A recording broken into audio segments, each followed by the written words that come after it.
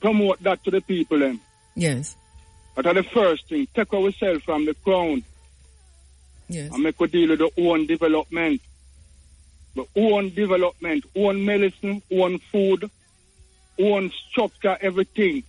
And we are going to need land for that and water. We're going to need land with rivers. Yes, Tabu, when we take ourselves from the crown. Yes. When we take ourselves from the crown, the land and the water are free one. Thank you so much.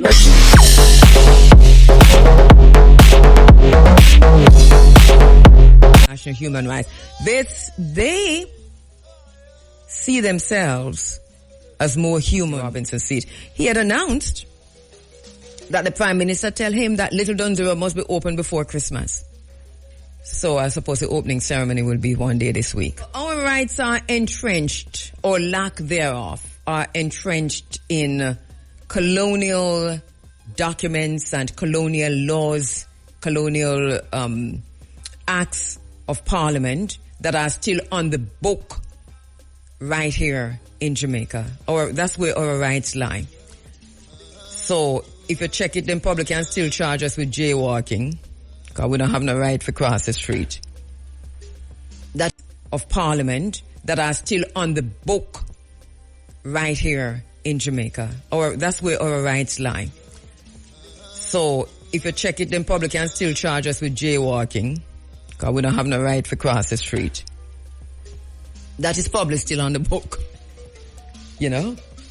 So if you check those colonial era acts that are still on the books here on the island, you'll understand what your right is and what your rights are. So here we are. Here we are. God, to save them, God save the king now and his heirs and successors long before we ask God. God must have a sense of humor, you know. Because every time Jamaican people go to God, especially when they go to God in court and when they go to God in Parliament, God must be smiling. Mother, Father, God must be smiling. Saying, here they come again, my children. Praying first for their enslavers and asking me to bless their enslavers and to save their enslavers before they pray for their children. What a joke. What a joke.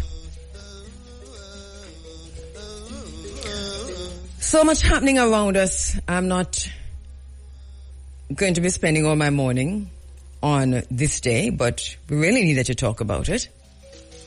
But we're also watching what's happening in Guyana, because there's some things happening there. Venezuela, I chuckle, but Maduro is causing consternation across the world. You know that. So he's not stopping. We have been talking about this, right? So the referendum happened. 95% or so voted for the referendum.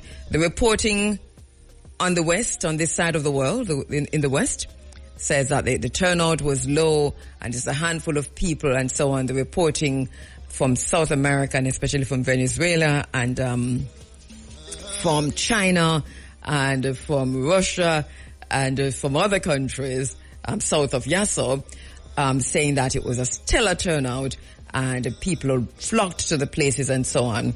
The pictures and the videos coming out from this side of the world show a handful of people. The pictures from that side of the world showing long lines and people taking to the streets and so on. So you will think about this and talk about this from the perspective that you have tapped into. Media literacy is very important in this time when people are manufacturing consent. They manufacture consent through the media for the most part. So we're watching that. Quite a bit happening there, you know. Quite a bit happening there. Venezuela is making some serious move. We see Brazil now amassing or deploying its own troops to the border, because Brazil obviously protecting its border between Venezuela and Guyana, and there is a border there.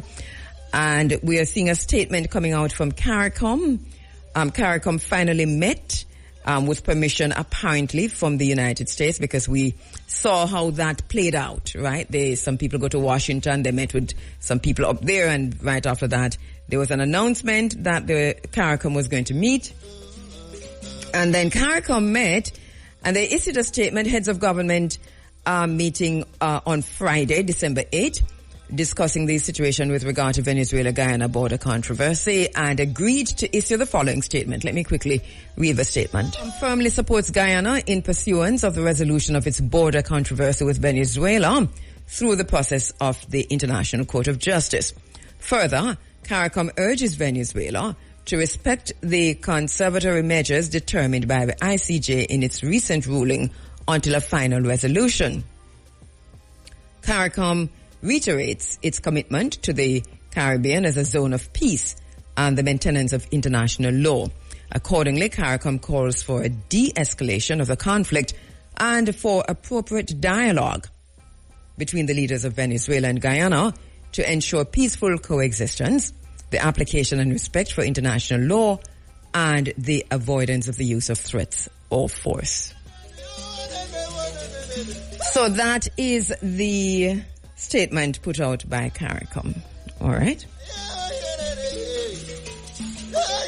The United States also announced that Southcom, so Southcom is firmly situated now in Guyana. Well, there you go. Applaud, applaud, applaud. How did they manage that? Good for you, Southcom. The militarization of Guyana is underway fully, right under our noses, right in front of our eyes. How in heaven's name did this happen? America went back to Venezuela, loosened the sanctions on Venezuela. Venezuela now sending barrels and barrels and barrels of oil to the United States. Now the trade between them is ongoing. And right after that, Venezuela claims Essequibo. And there you... Anyway, let me take a quick break. I'll be right back. Live to Tanzania. Are we going live to Tanzania now? All right, so Jerry is online. And my brother Jerry Small is in Tanzania and now online. Good morning, Jerry. How are you doing?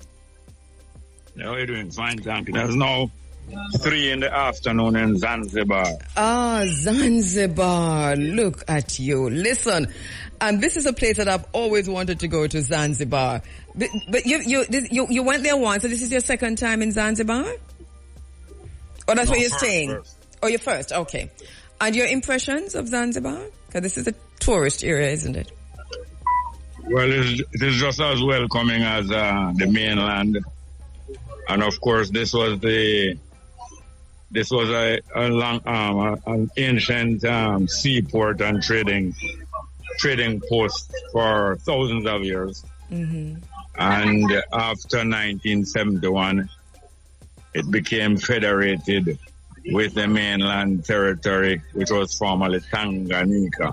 Mm-hmm. Mm-hmm. Invaded and raped by the Germans, and then handed over to the British in 1918.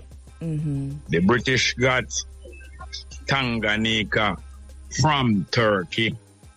No, they got Tanganyika from Germany, and they got Palestine from the allies of the Germans, the Turks. So they got both Palestine and Tanganyika at the same time.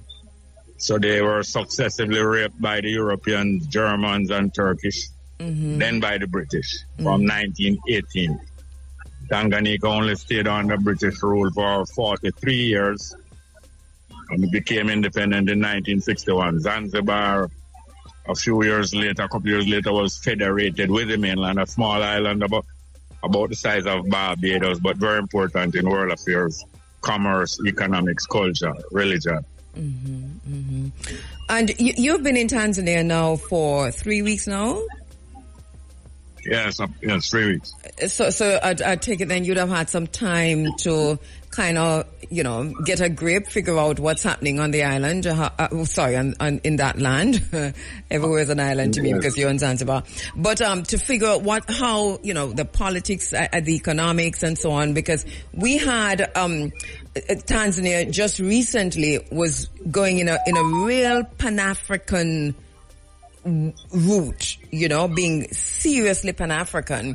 And then we had one of the leading nations in Africa, leading Pan-Africanism, leading the liberation, the base of most of the liberation fighters for the last 70 years. Mm-hmm. And your own perspective or perception of what it is now? Well, one of the most significant things that it is now a female, a lady, is the president of Tanzania now, and she is from Zanzibar. She is from the small island of Zanzibar, yet she is now the president of Tanzania, having succeeded the previous president, the first president to die while in office. Yeah. The constitution states that the vice president shall serve out the rest of the incumbency, which was just about 6 months into the second incumbency of that president. So she has served that, and president shall serve 2 successive terms, which comes to 10 years. So there's a female, a lady now is the president of Tanzania, and it is improving the situation of the ladies there, the females. And a lot of them are in office now. Even our chief of security is a lady. And many other, and she was a former minister of tourism. And there is a move afoot to twin Tanzania with Negril, because Tanzania is a great tourist center. But Jamaica does 3.5 times the population. No, Jamaica has 2.9 million citizens, and Jamaica brings in 5 million tourists a year. The population of Tanzania is 70 million. They bring in 1.5, and they are pleased with that. But Jamaica is in the consul of Jamaica in Tanzania, Mrs. Betty Delphos, who I'm here with right now at the ferry. I'm boarding the ferry now to go back to the mainland. She's here with me. She's helping to bring about a twinning of Negril and Zanzibar so that Tanzania and Zanzibar might enjoy the same ratio or better of tourists to citizens that Jamaica now enjoys. Our experience on here on the island in Jamaica, with the kind of tourism that Jamaica practices, and even what has happened to Negril. It's an egregious, insidious tourism, and right. So I would want to know from Betty, if she's willing to talk about this. How would Tanzania do things differently from what's happening now in Jamaica, considering that Jamaican people have been denied so much access that we have lost almost all access to the beaches in Negril. The kind of tourism they are practicing is really anti the people of Jamaica. Yeah. Yes. Now let's hope that Tanzania and Zanzibar will rub off on Jamaica the type of citizenship that is enjoyed here. All beaches are public and common property, and the people walk the beaches as their own, as it should be everywhere in the world. Matter of fact, the stretches of beaches are actually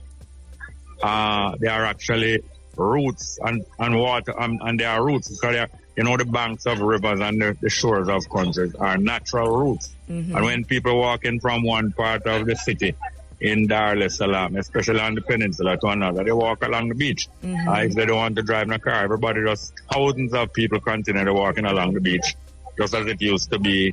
It is like that in Negril to a certain extent. And let's hope that Zanzibar and Tanzania will rub that back up on Jamaica. Unlike Barbados, which has for years enforced no restriction of beaches to tourists or hotel properties. But Jerry, I'd like to correct you on that, Jerry, because it's no longer like that in Negril.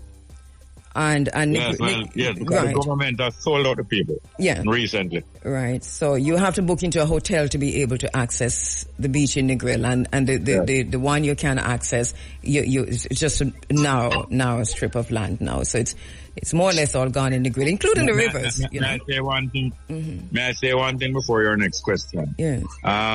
Fortunately, Miss Betty Delphi, she's right here in the VIP lounge of the ferry with me here, and she cannot speak, but I have taped a 27-minute interview with her, which I hope to be able to play on your program next week. I'm touching these very topics. Now, then the next thing is, just before your next question, is that today is the 10th of December, and in 1948, on the 10th of December, the United Nations, just 3 years established before in 1945, made the Declaration of Human Rights on the 10th of December 1948. Jamaica, 14 years later, was admitted to the United Nations, and the first contribution that Jamaica made in the United Nations was to propose that human rights must be celebrated, should celebrate human rights, was the year 1968. Little did Shearer know. Shearer was the delegate of Jamaica to the United Nations at the time. Little did he know that he would be the Prime Minister in 1968, and Jamaica would explode in protest over the abuse of the human rights by the Jamaican government. Well, that's what we've been talking about all morning, because this, for us today, the 75th anniversary of the Declaration of Human Rights, we're talking about who's a human being, who is defined as a human being, and who defining human beings, and are Palestinians human beings, and our Jamaicans who are being denied access to the beach and access to land and access to drinking water. What kind of human being? And it is so that we are rejecting the idea that this is that we should be observing or celebrating this international so-called Human Rights Day. It is International White Privilege Day, International White People Rights Day, International Those Who Have the Power Day. Zionist. Yeah, so Zionist Day. And so this is where we find ourselves on this 75th anniversary of the Declaration of Human Rights. And it is such a shame. And we have an ad, for example, running here on television where the Minister of Constitutional Affairs has spent thousands of dollars, obviously, and probably running into millions. Ad talking about today, where at the same time, Jamaicans are being denied.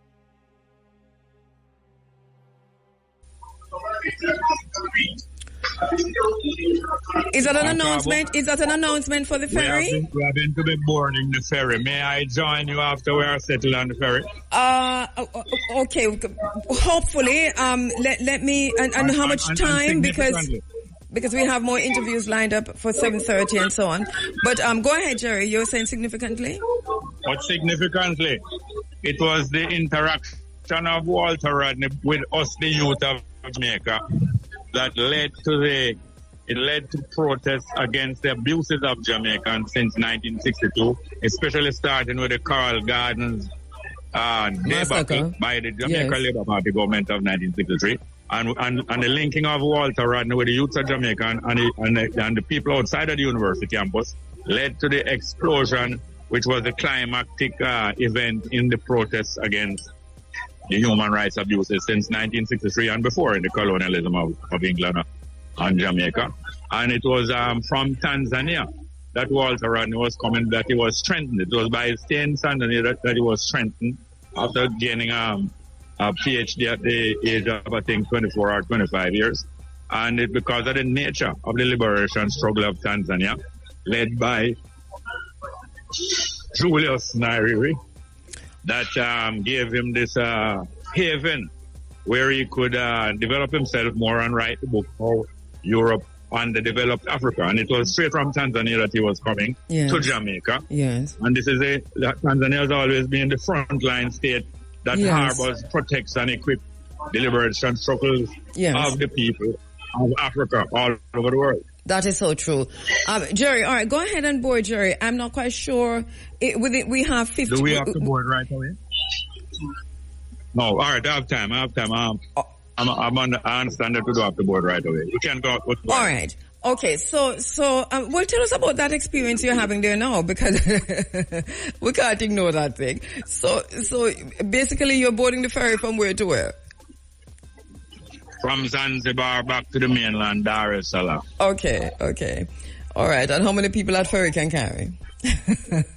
We're trying to picture you. It can carry thousands. It can carry. Well, I have been on a ferry from Trinidad to Tobago, which was the largest ferry. It was the largest catamaran in the world because it had been serving in Canada, and Canada sold it to Trinidad. And that ferry it takes 1,000 vehicles, much less people. I think it takes 5,000 people. This one is not as big, but I'm sure it can take more than 1,000 people. And this is a common assault here. On the way over here in slightly less than 2 hours, we passed about 7 huge ferries coming back from Zanzibar, and it's just like a highway. You just see the ferries one after the other. Yes. Ultra modern compared with Jamaica. It reminds me of what you see on the River Nile.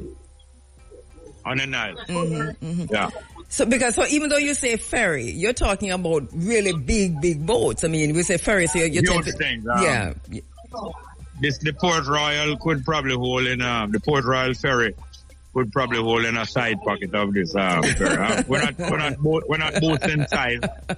Size is not everything, but it is the hugeness of this population, 70 million people. The capital is 7 million people, Dar es Salaam. And the continent is huge. Only one continent is larger than Africa. And the possibilities and the future is great for us once we continue to integrate. Yeah. Have you, I know that Jamaicans are moving to Tanzania, 1 by 1, 2 by 2, and are relocating. We have been linking with Tanzania over time. Some people have already relocated there. Have you run into anyone from Jamaica who have relocated to Tanzania or just passing through?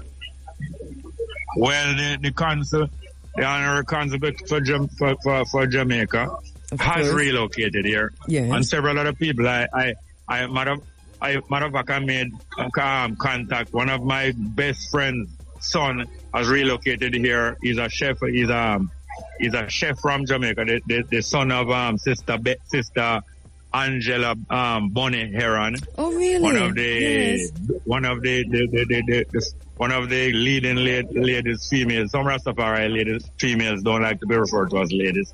She's one of the leading women and mothers in the 12 tribes organization. Sister Bonnie, Her son she has one son in Ethiopia, and one here. I think not Zara. I still remember his name. Zara. And the many others. There are many other Jamaicans there that I've met. Some I knew before. Some I have been in contact with and just met one yesterday, a sister named Rose. So. All right, Jerry, we do have to take a break now too. So go ahead and do that. We'll link again next week, I think, and I'm not sure we're going to be able to link back with you, considering that process, but we do have a 15-minute. So if within the next 15 minutes, well, we have 15 minutes more with you. So board and then let's see what happens in that 15 minutes. Yeah. So all right, so that's Jerry. Jerry. All right, no, we're not boarding it. We're not boarding it. I can continue. I have to say, but I have to.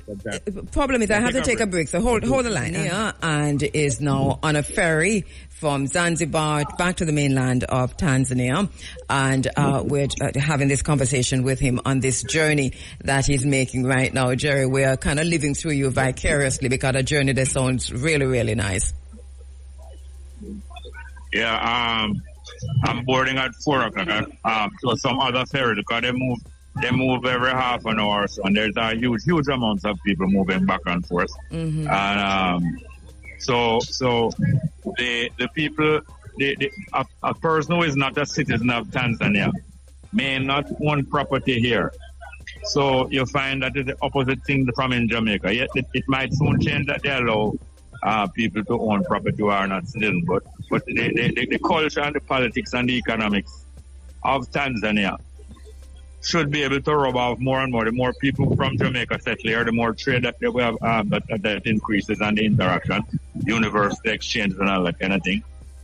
Jamaica will help the Jamaican people to fight the fight, to correct the Jamaican government. Because it is the Jamaican people who have to be correcting the Jamaican government from 1962 till now. And we will be able, like Barbados, to show that when the beach is open to the public, people don't harass tourists. People are so used to the beach and that they don't harass tourists and they don't have to run down people and begging them any money or to offer no massage or no big bamboo. But let me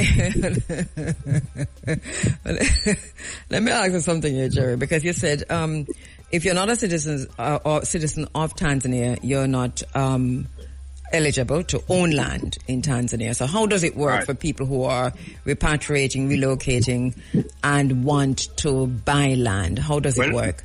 The first thing, that the possession of a Jamaican passport affords the smoothest travel, not only in Tanzania, but especially in Tanzania with many of the African countries. And then many Jamaicans have become citizens here, and that is the route. If you intend to stay here, of course, you will be much further up in line to and use property than other people who are not citizens here.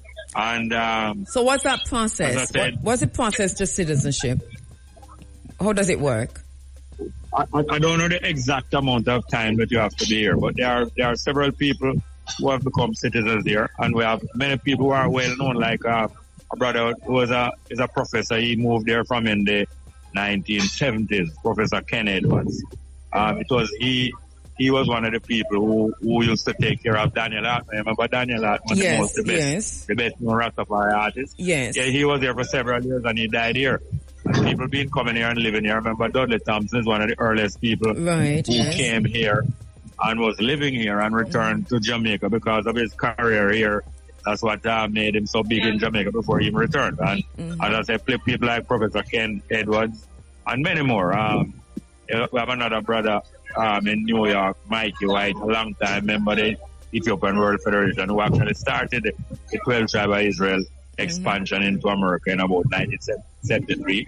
He has a son living here, and many members of his family travel here occasionally.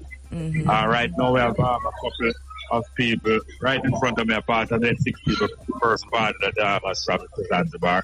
They have been living in Miami and New York for the past 40 to 50 years. And their first visit here has convinced them that they need to have a foothold here. Mr. Michael Taylor and his wife. Oh, I do recognize that. People. Yes, I do recognize that name. So, in terms of land and the cost of land and so on, do you have any idea how is it? I don't want to give any figures. But it certainly seems that it's far more accessible than for Tanzanians than Jamaicans, and for citizens of Tanzania than it is for citizens of Jamaica. You know that the land question is a vexed one in Jamaica. In Tanzania, the land is considered a common heritage, and a lot of the land is nationalized, and therefore, as against crown land and government land in Jamaica, is reserved for the use of the Tanzanian people. But it is obvious that it is much easier for people to acquire land, because first thing, most of the people here are from different tribes and are attached to tribal life, even if they're living in the city. Yes. There's one national language in Tanzania, which is Swahili, and all of the different tribes speak that language. English is not used officially in Tanzania except in commerce and so on, but in government it is strictly Swahili language. And all of the people, whatever tribe they come from, they all speak this as a universal or a national tongue. But in terms of belonging to a tribe, a clan, or region, all of these people have attachment to different areas of Tanzania, and therefore to access the land, apart from being able to buy land if they have moved to a city or a different village. What would you say, Jerry, to persons who are listening who are thinking of traveling to Africa? Because, we tend to go Ghana, Nigeria, in that region, and if not Ethiopia. In recent times, we've been talking about Tanzania, some more, and also Kenya. But what would be your advice, or talk to persons who are listening who are thinking, I think I need to take a trip for holidays? I believe so. Now, as I said, this is my first trip to Tanzania. I've been to East Africa before, but this is my first trip to East Africa, to Tanzania. And, we have strong and long connections with several West African countries, especially in Ghana and Nigeria. Right. On the other hand, a lot of the encouragement that has seemingly grown in recent decades, a lot of the encouragement that has developed in recent decades. Some of it is commercial. A lot of the encouragement for people to come back to the west coast of Africa is large. A lot of it has to do with encouraging them to bring their money.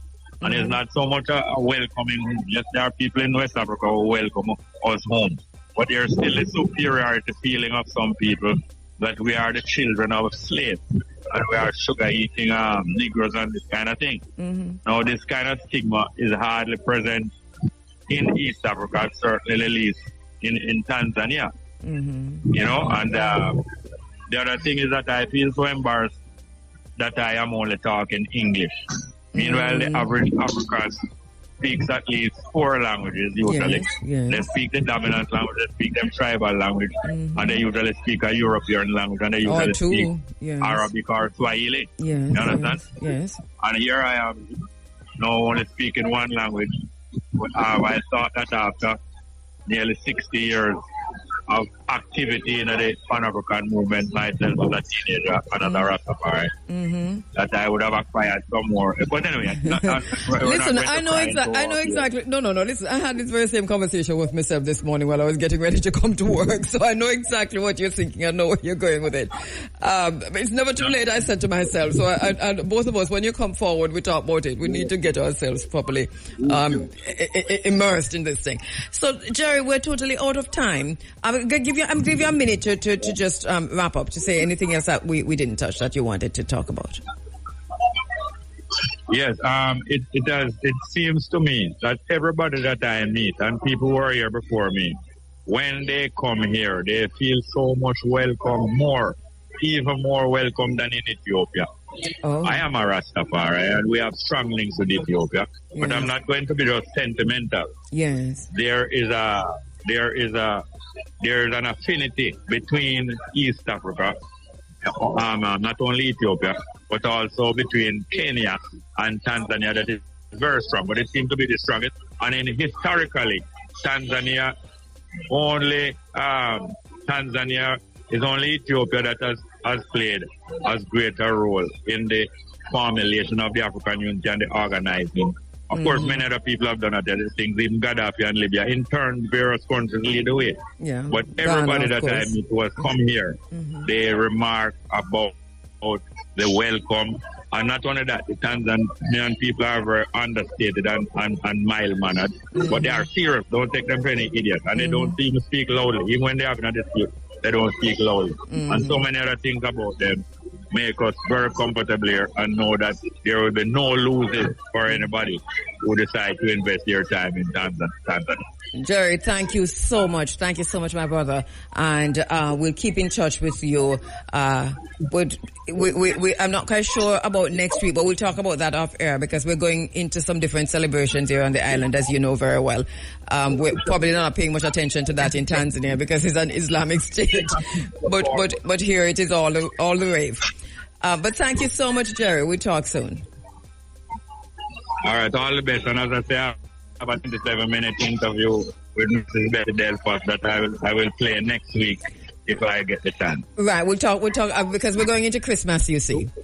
And right. But we'll talk. Yes. All right. Thanks so much, Jerry. All right, thank you. All right. Okay.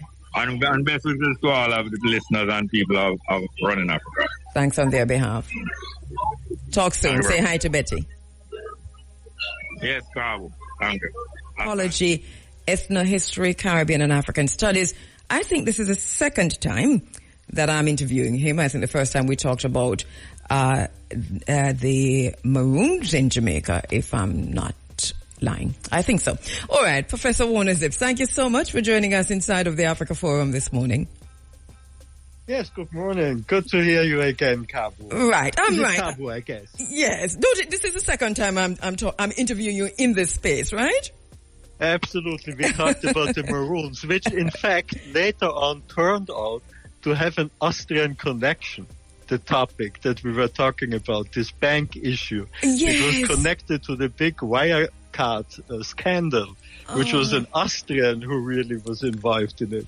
So that's quite interesting. Isn't it though? Wow. Welcome back to the space. I'm so happy to have you in the space. What a delightful book. What a book that has gone into the ins and outs and the nooks and the crannies of Mutabaruka's life. You know, I read it and I said, it could easily be called The Philosophies and Opinions of Mutabaruka, you know. No, it's not big enough for that. I really need to leave that to you Jamaicans and Africans to write that. Yes. That would be much more voluminous. Yes. And it should be done. Yeah, I agree with you. It's a brilliant book though, so thank you for this. Mutabaruka, the Verbal Swordsman. You're a co-author with Sebastian. Yes, and I think from the beginning I need to give the biggest credit to him. The book is actually based on his research and his master thesis in anthropology. I was the supervisor, and I guess the biggest bunch of work was actually done by him. Yeah. It was then up to me to sort of, bring it to a publication level. Yeah. All right. So talk to us about that. He was scheduled to be on today, but I understand he's traveling. So tell us about that background. He's in Uganda. He's in Uganda with his family. His wife is Ugandan. And he's there with their daughter and since a couple of days. Yes. And my bad because we pushed this interview back 2 weeks. But exactly. All right, so please tell us a little about that part of it, because this is, as you said, Sebastian's master thesis. So he did a thesis on Mutabaruka. Yes, and particularly on the radio shows. That was really the agenda. Because I think, most people, reggae fans particularly, Area FM listeners, they are aware of the music overseas. In Jamaica, of course, everybody is aware of the radio shows. But overseas, some fanatics, I would say, listen to them online. But most people are not so much aware what is actually the public intellectual Mutabaruka saying and what is his impact on Jamaican and Caribbean society at large. And that was the intention of this book. And what did the process entail? This must have taken hours and hours and hours of listening back. Yes, exactly. Sebastian spent, probably up to 2 years at least, selecting the programs, because it's amazing. Mutabaruka has about 8,000 hours of public appearances on air. I hardly know of any other person globally who really comes to that level. Yeah, so it was very difficult for Sebastian to actually select those parts that he thought, in cooperation with me, that would represent some major strains of Mutabaruka's intellectual work. So what were you looking for in particular? Well, different things, from his involvement in history, post-colonial claims, reparations, overall justice, equal rights and justice, particularly to black people. That's the main thing that the book focuses on. And then, of course, we also talk about his public intellectual work in Jamaica, because that's a man with a lot of influence. Yes. From my experiences in Jamaica, spending years actually in some places in the country, like in the countryside, in Maroon Town, Shaw Castle, remote places, I would know that my closest friends, Leon Hill and his family and many others, they would listen every week to the programs of Mutabaruka, and that would form the discussions the next day. Yes. And so that's really an impact. Right, very prolific actually, because long before, and I like what you've done,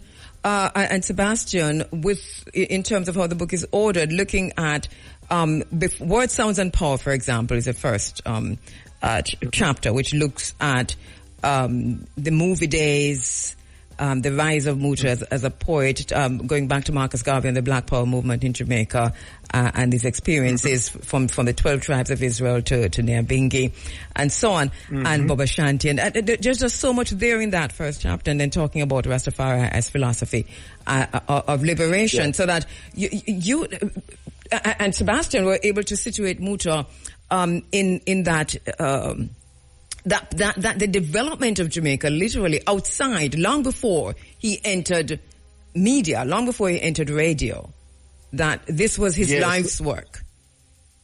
Yes. Well, that interview particularly is actually Muta's words. Yes. We recorded it on camera some 15 years ago in 2008. Yes. That was me and my wife, my then wife, Manuela. Yes.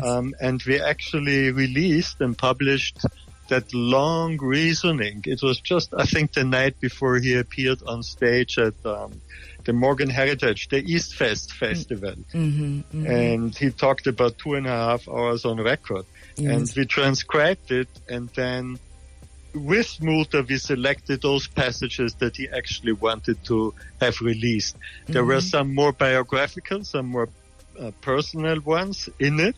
Yes. I actually, to be honest, I wanted to get that published, but he would like to leave that to an autobiography later on in his life, and he felt he would like a stronger focus on the radio shows.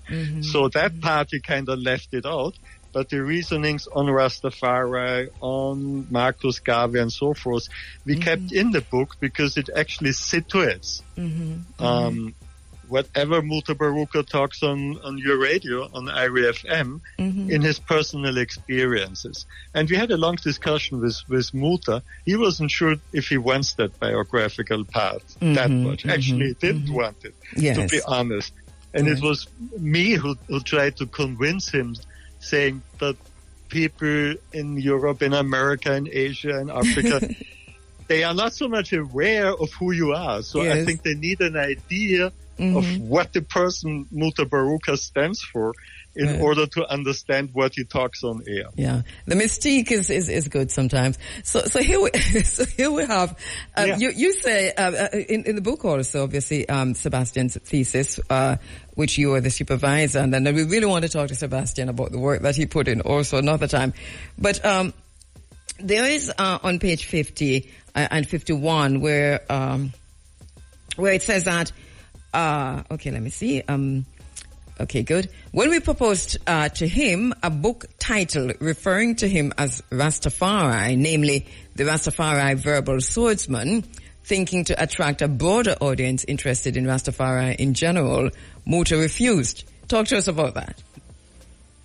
Yeah, well, he's very careful. He speaks for himself, basically. Right. Let me interrupt a bit, because you do go on to say that he did not want to make it appear as if he took on the role of an official spokesman. Exactly. Yes. He's very careful with that.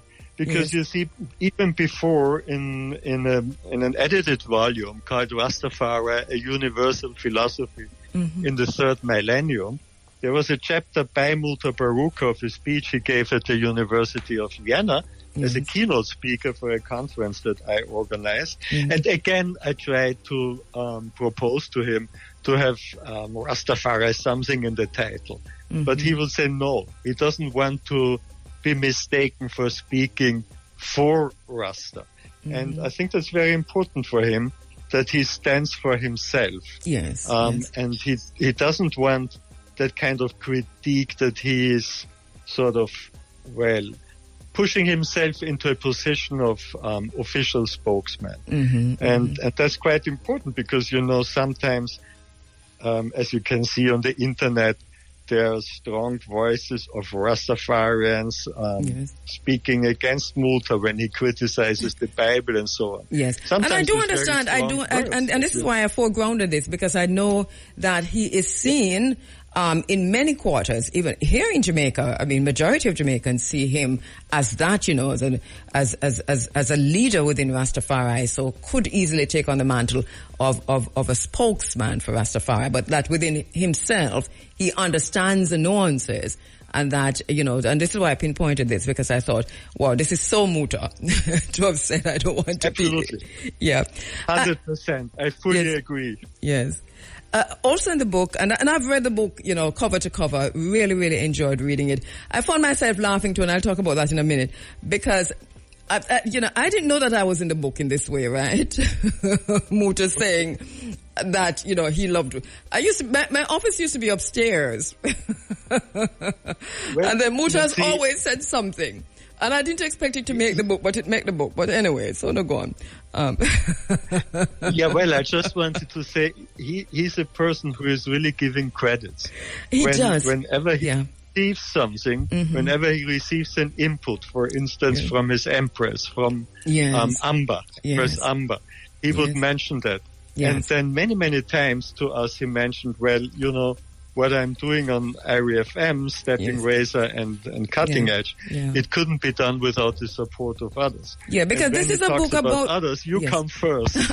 Well, look at that, because I tease him all the while, and I noticed that he in writing in autographing the book to me, in signing the book to me, he says, KABU, MAAT, KHERU, keep strong for Africa. If you fall, I will catch you. Because he has a song, I'll catch you if you fall. And I've always said to him, I know you'll catch me if I fall. Sometimes literally, you know, we might be hosting a program together. And if the chair rickety or the chair is not, if it's unstable, you know, I said, Muta, I know you'll catch me if I fall. And he always says, I'll catch you if you fall. So. Absolutely. You see, I guess if you have Muta as an enemy, you must be really, really worried. Yeah. But if you have him as a friend and supporter, you know you have an army standing behind you. Yeah. It is a brilliant book. As you talk about Muta giving credit, I mean, throughout the book, something that struck me, early in the book, in the acknowledgements, actually, I was so taken aback because I've never seen anything like that. Because all the presenters, guest presenters, and presenters who work at IRFM who have subbed for Muta when he's traveling out of the country and so on over time, they're all named in the book, and that was very surprising to me. I'm trying to, because it's pretty early. Yeah. It says a lot about him, because, I mean, he never conceives himself to be just the verbal swordsman. He's just taking that role to enforce and, you know, big up, actually, the communal struggle, the collective struggle. Yeah, and let me just go through. Let me just go through the names, because it says past hosts. I didn't even remember some of them, and I was a person who would have asked them to sit in for Muta. Tony Rebel, well, I obviously remember Tony. Tony Rebel, Kishima Francis, Caroline Cooper, Robert Williams, Miguel Lorne, Jelani Naya, Flo O'Connor, Mitzi Williams, Barbara Blake Hanna, Ivo Cooper, Franklin McKnight, Mark Wignall. I remember those days with Mark Wignall. Digital Chris, Amber Crowell, Louis Moister, and Lakim Samaj.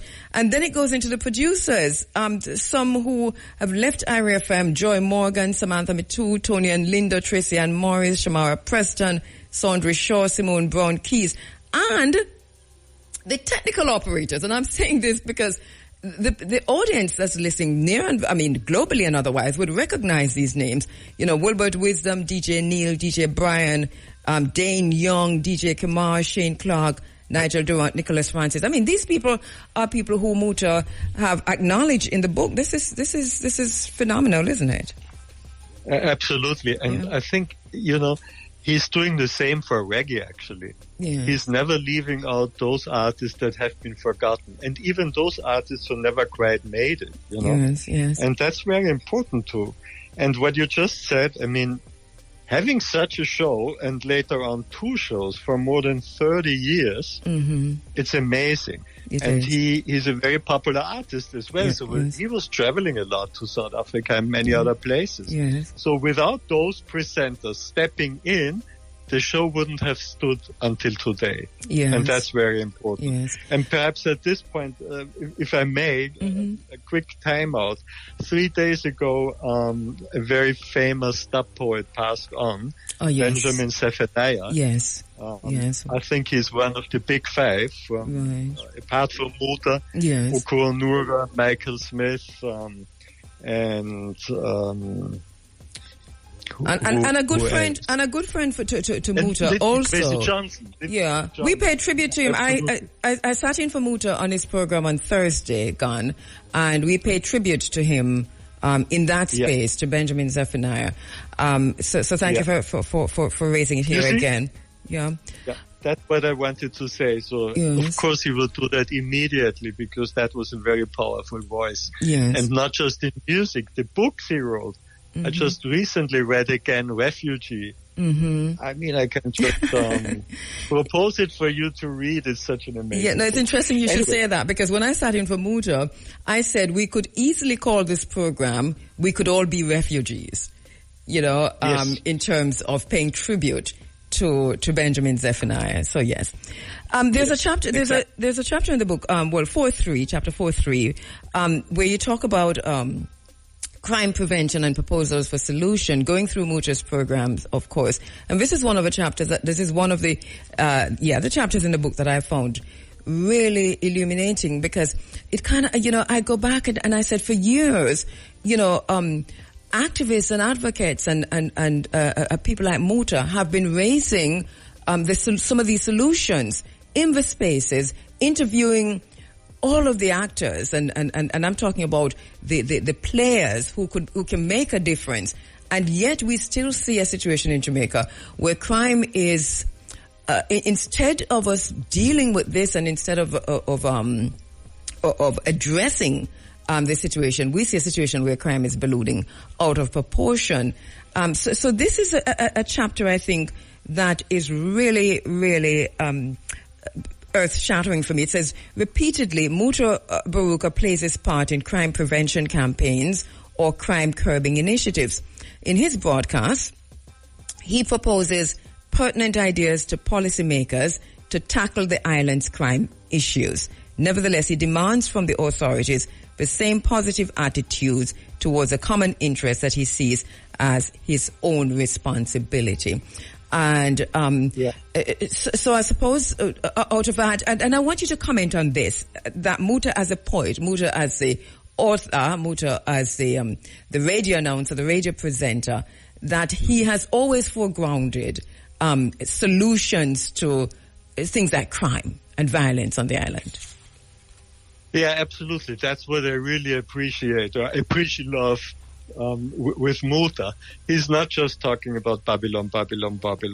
He's really getting to ground levels, how to improve situations that he finds terrible. And I remember even him going on stage at Rebel Salute and talking about the crime situation, and actually saying, who is not afraid if he sees a Toyota Corolla with black-tainted window screens behind him? And people applauded him for it. And I guess it can only be the society at large to solve that situation. I mean, it's nothing that makes life nice in Jamaica. Yeah. In the book you say, let's contemplate some of the different aspects that Muta talks about to achieve a lower crime rate and establish a safer social environment. He proposes concrete measures in terms of social reform, be it job creation programs or entrepreneurship encouragement. In addition, he supports crime counteraction through restrictions of dangerous weapons or even acquisition of guns in private possession by government. He also speaks out for banning violent movies from TV, or at least rating them as parental guidance suggested. And then you say other suggestions include seeking advice from other countries in formerly crime and violence affected nations and cities. I want to make a point here, because I remember that for years he tried through us and the producers here to get Rudy Giuliani on the program with him. And I think I can't remember if he actually interviewed Rudy Giuliani, but I do remember that I made those calls. And this is on Muta's behalf. He was trying everything to get him to say, how did you manage to curb crime in New York? That was when Rudy Giuliani was Rudy Giuliani, right? How did you manage to curb crime in New York? And how can Jamaica learn from what you have done in New York? So we had made many calls to Giuliani's office, had conversations with them, and were in the process of setting up that interview. But I can't remember if Muta actually did that interview. I'm not sure. No, I wouldn't be certain. I would rather think no, but you must ask him. But at least those parts where he talked about that kind of experience, those are the parts that Sebastian looked into carefully, transcribed it, and actually put it in the book. And I mean, it's very difficult to curb down crime. It is very difficult. I mean, just telling people not to kill others, if it would have helped, hundreds of thousands of reggae artists have done that in songs on black violence. It didn't really help. Because the situation is as such that the alternatives for a lot of youth in those areas, in those garrison areas, in Kingston particularly, but not only in Kingston, don't find any other alternatives. They don't find jobs. Not everybody can be a reggae star. So what can you do then? And once you get involved in some kinds of drug trade and so on, you almost need a weapon. And if the weapons are so much available, which Muta criticizes, that you can easily get it for very, very cheap prices. Then that's what you do. It gives you immediate power and it gives you immediate access to financial means. It must to move to another point. It must have been for Sebastian and then for yourself as a supervisor a treat to go through those parts of the program and of Muta's radio programs that dealt with, as you call it in chapter 5, the European remnants, Christmas, church, and state. That must have been quite something, isn't it? Well, actually, we wouldn't have written that book if we were not critical of the European remnants. Actually, that kind of critique motivated me from the very beginning of my career as a student, some 40 plus years ago. You would have to ask people like Leon Hill, with whom I spent many, many months in Maroon Town and Shaw Castle in his family. He would certainly recall his conversations from the beginning. So actually that brought me to Jamaica, that brought me to reggae, that brought me to Peter Tosh and then Muta Baruka and so forth. Because actually I'm the same with my country and with my continent, Europe, and my system as Muta is with the Jamaican system. Critical.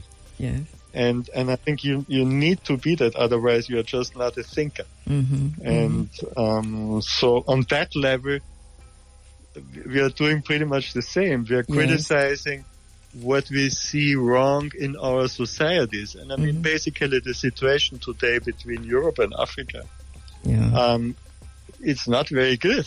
No, not at all. And that mistake goes back to colonialism, but I'm talking now about our lifetime. It goes back to rebuilding equal relationships after colonialism, and that hasn't happened. Not to the degree that we would have wanted it to be. And actually, reggae to me, to a large extent, I mean, is a bridge builder. Even if people talk about fire upon Rome, fire upon this and fire upon that, they come to places like Rome to do that. And they do it in front of Romans. And that's what Muta said in many of his talks at the university and so forth. I have that on record. That's amazing. And it's telling you that those links between people are possible, and actually the book is an example of it. It is a brilliant book, and once again I want to congratulate Sebastian. Did he get a distinction for his master's work? Yes, I'm sure. Yes, of course. Well, I had to grade it. It was a very good thesis. Otherwise it would have been very difficult to make such a book out of it. So he has done a great job, and Muta as well, he usually acknowledges him first and he's saying, this professor here has done very little.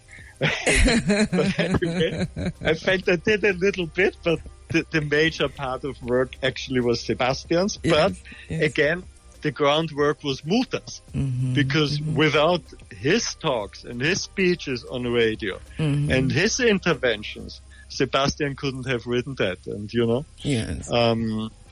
let me say one more thing, perhaps. The way we see it from the outside, that is from Europe or from Austria, Muta Baruka is not just an icon, he's something very, very peculiar for Jamaica. I don't think that someone doing that for 30 years and saying any political ill in such an explicit way, you know, emphasizing any political ill in such an explicit way could remain on air in even Austria, and Austria is fairly liberal. I was thinking about that this morning, actually, just driving to work, because, and I thought the very same thing, you know, that within this discussion of freedom of speech, that IRFM does provide the space, that Muta has been doing this for so long, and at times is even cited when people are saying that, well, there is freedom of speech for journalists and for media workers and so on.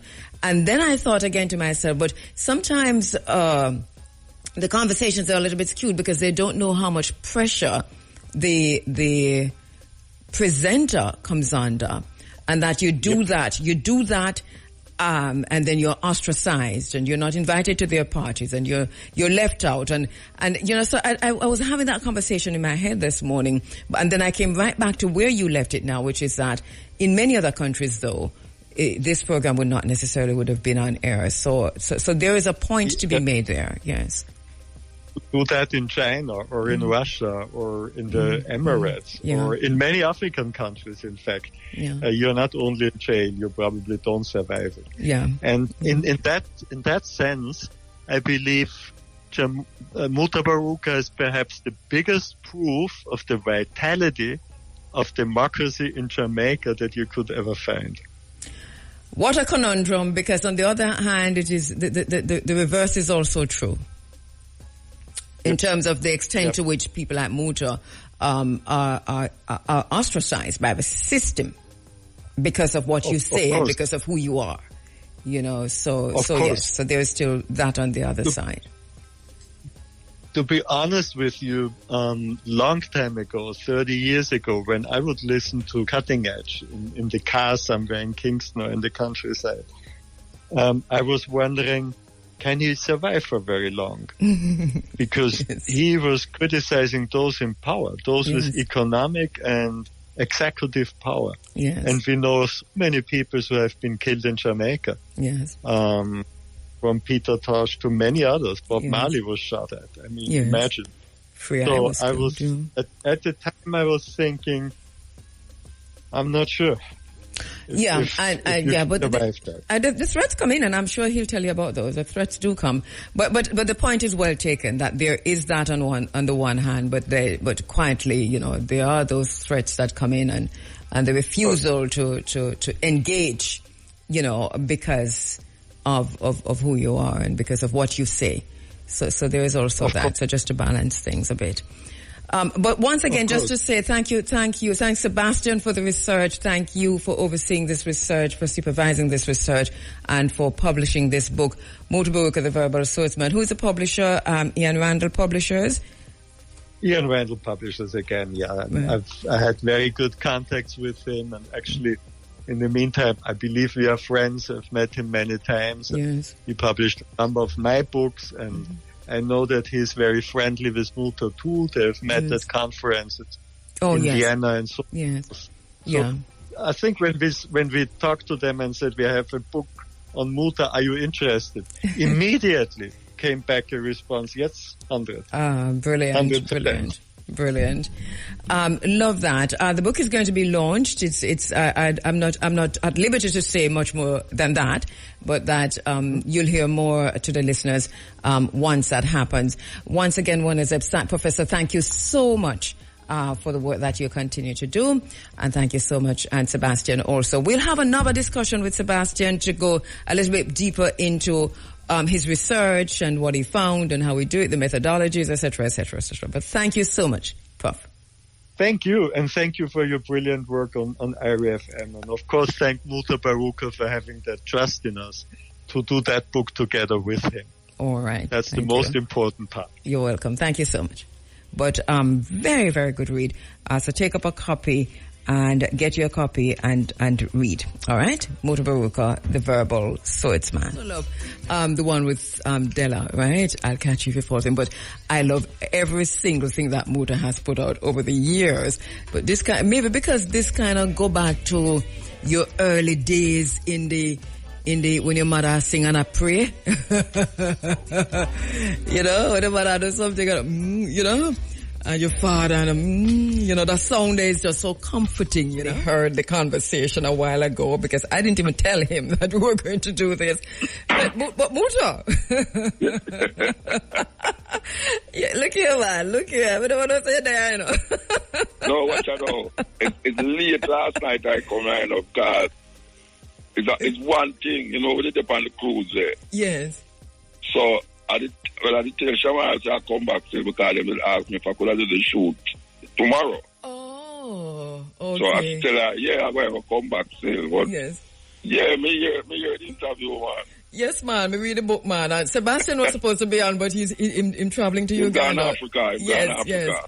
But, but it's a brilliant book, Muta.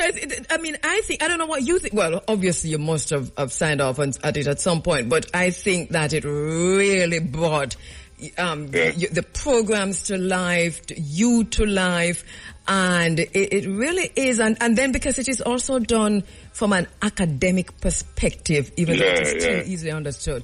We can tell you what we've never said. Mm-hmm. We've never said. Yeah. All right. So people usually do them kind of book there when the person dead. so when they come to me, I say, in the studio, I say it on the radio to me, say, two white people come, you know, do a food program and do a thing on this, the program there. Yes. Them say them professor tell them, right? So when them say them about the book, you know, if people think about it, you know. Come and Jack is on the house, I will deep that thing when I say, so white people have come again for come to that. But think back on it, most of the book them white people write about artists and things is when them dead.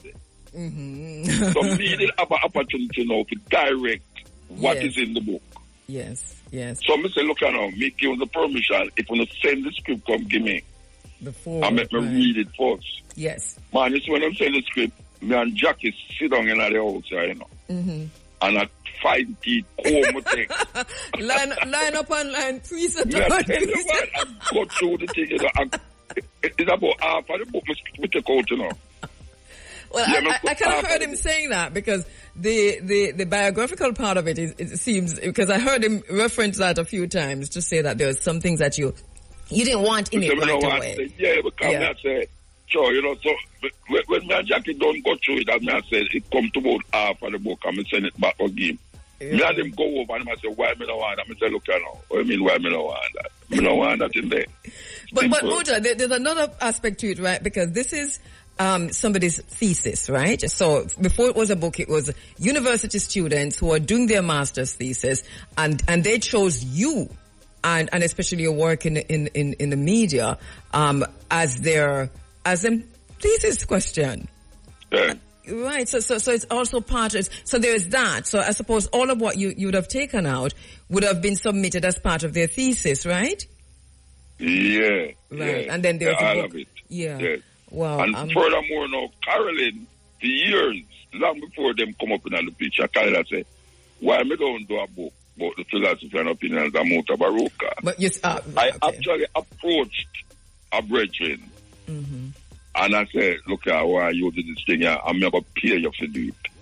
Well, it looked like the PA and get him off, so nobody do it. So I don't know what. So I said, all right. So Carolyn now, we decided to say Carolyn is the right one now. Because, you know, when white people listen to it, them hear something different what you never say. Right, yes. Them dancing to the guitar. Yeah, Carly now is the one now who will make sure say, when we say, it's with them right. Yeah. Yeah. So I never have no doubt about how it will turn out. And I see that Caroline was involved. She also wrote the foreword to the book. Yes, which is brilliant. Yes, she's the most brilliant, yes, and she was one of the ones who actually do the program too. Yes, but I was not here. But right. we can go back to some historical thing. You see, Mr. Young, I hear mention about the freedom of speech for radio. Yeah, hold up, because I have a break, and so let me just take the break and come forward because you and me know how it go already. Hold on. You see, you. And Mr. Young, let's mention Mr. Young first. You see, Mr. Young in the early, I already hear them talk about freedom of speech. Cutting Edge was one of the programs where them call Mr. Young to take off of the radio. And two, Mr. Young knows it's an independent thing and a film things. Mr. Young said, look at him, he said to me all the while, I'm say it on the radio, him say, look at now.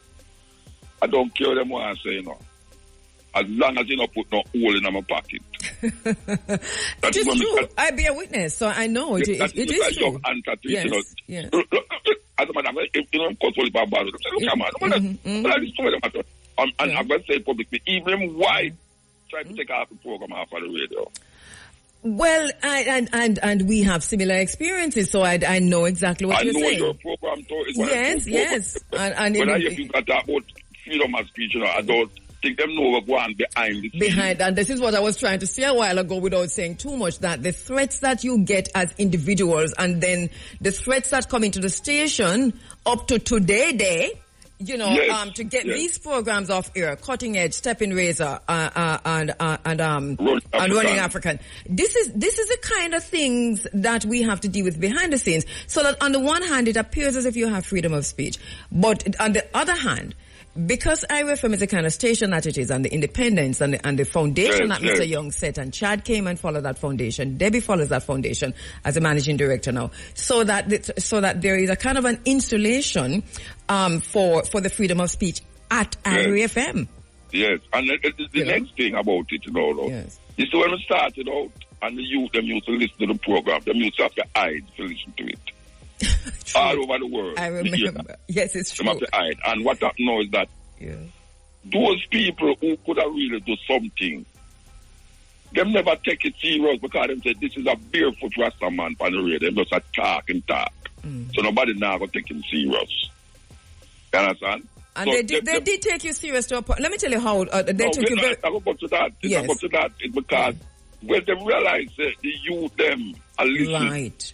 Them start to really say, but wait, especially when it come out to the religious part of the argument. Yes. They was very frustrated, but it did get out of hand already. Yeah. It did get out of hand already, because up to today, you look on them and you hear them and say, boy, I'm out of this, I'm out of that. Yes. But me know what them I say, because me have people amongst them where we tell you what them say. Yeah. Muta, the impact, and I was there, so bearing witness the impact of a cutting edge on political thought and religious dogma in Jamaica is phenomenal, and that's, I think, would take a whole other book. I think that there is space for that hasn't really been exorcised, if you will, yet. Yes. That impact is phenomenal. It don't start yet because you say. I think that this book is going to show them now, say, it's not a Jamaican thing we did work with.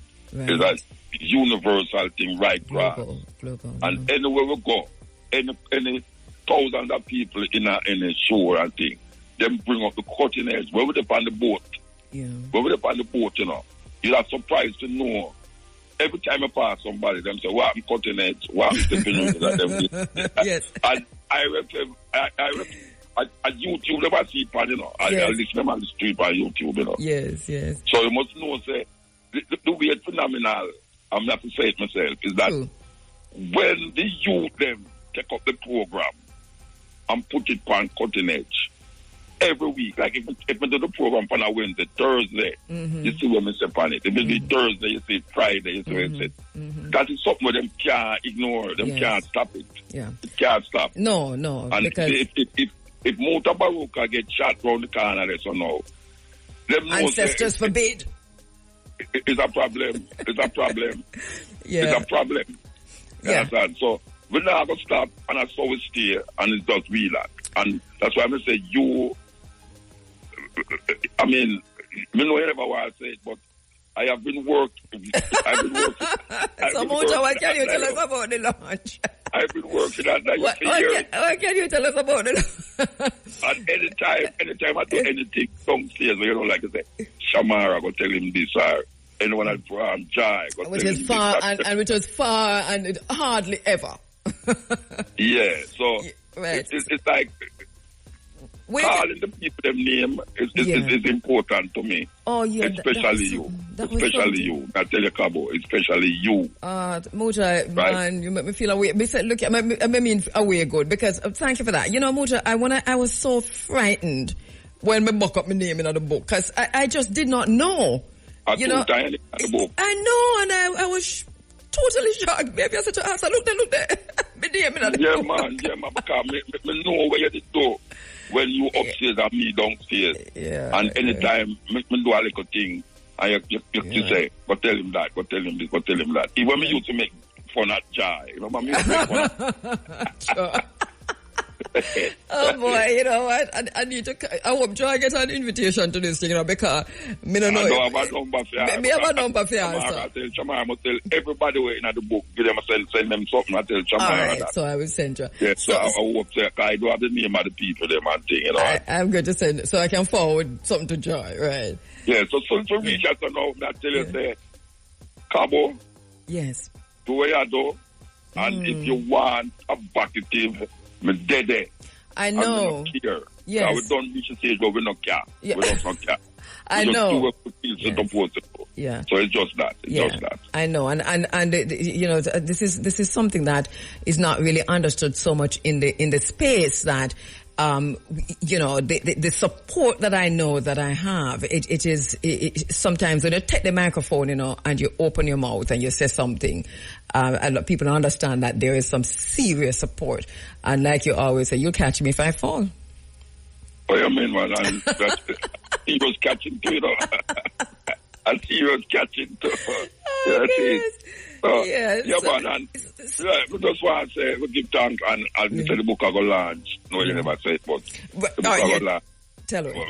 The book I go launch this week. All right, okay. So we leave it on. So, and you is the speaker. You couldn't check nobody else.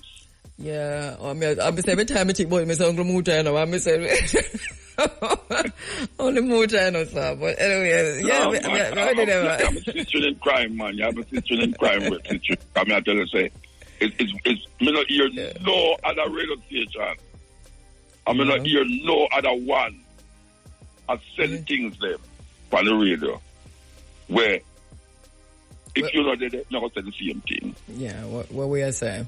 Yeah. Yeah, you're not going to say the same thing. So, me not hear you say nothing where me not agree with. Yes. You understand? And that sounds weird, but it's true. No, it works both ways. Yeah, so me just have to give thanks to Debbie again to continue. Yes. Because she could have easily say, you know, this and that, but she tell me, say, why when she picked the toe. Her father used to listen. And she and listen, and she also has commanded a lot of pressure for our programs.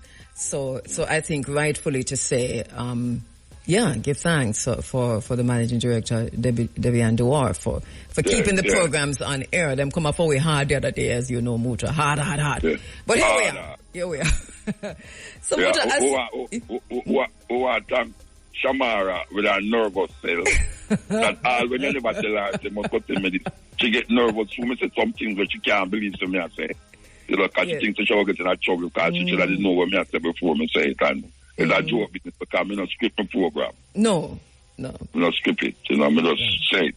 You know, so yeah, man, give thanks. Yes. And what the people them going at the book. Yeah, please. Which are the book? We can get the book because obviously I have my copy in hand. Randa, I think after it's there in some books, so even name the nation, I nation have it.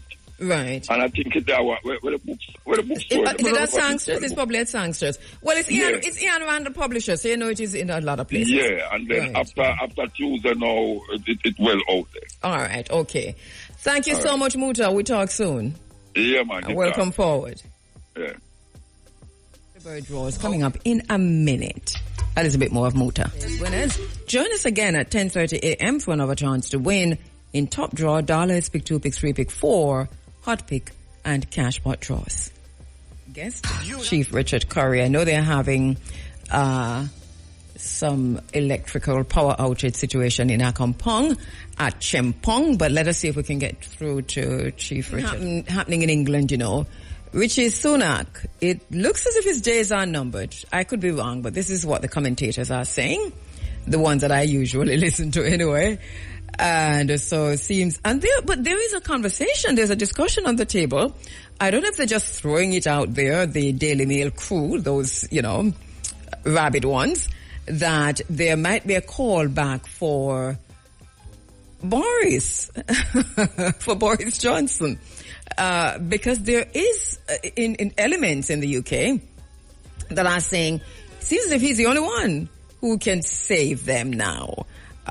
They are really apparently far down in the polls, and there is that situation. But Rwanda is going to be, as many people are saying, the hill that Rishi Sunak dies on. That's a hill on which he's hanging himself. We did tell you from day one that Rwanda thing was not going to work. And we did say that the ancestors would deal with Britain and Kagame in Rwanda and everybody else who was pushing that foolishness.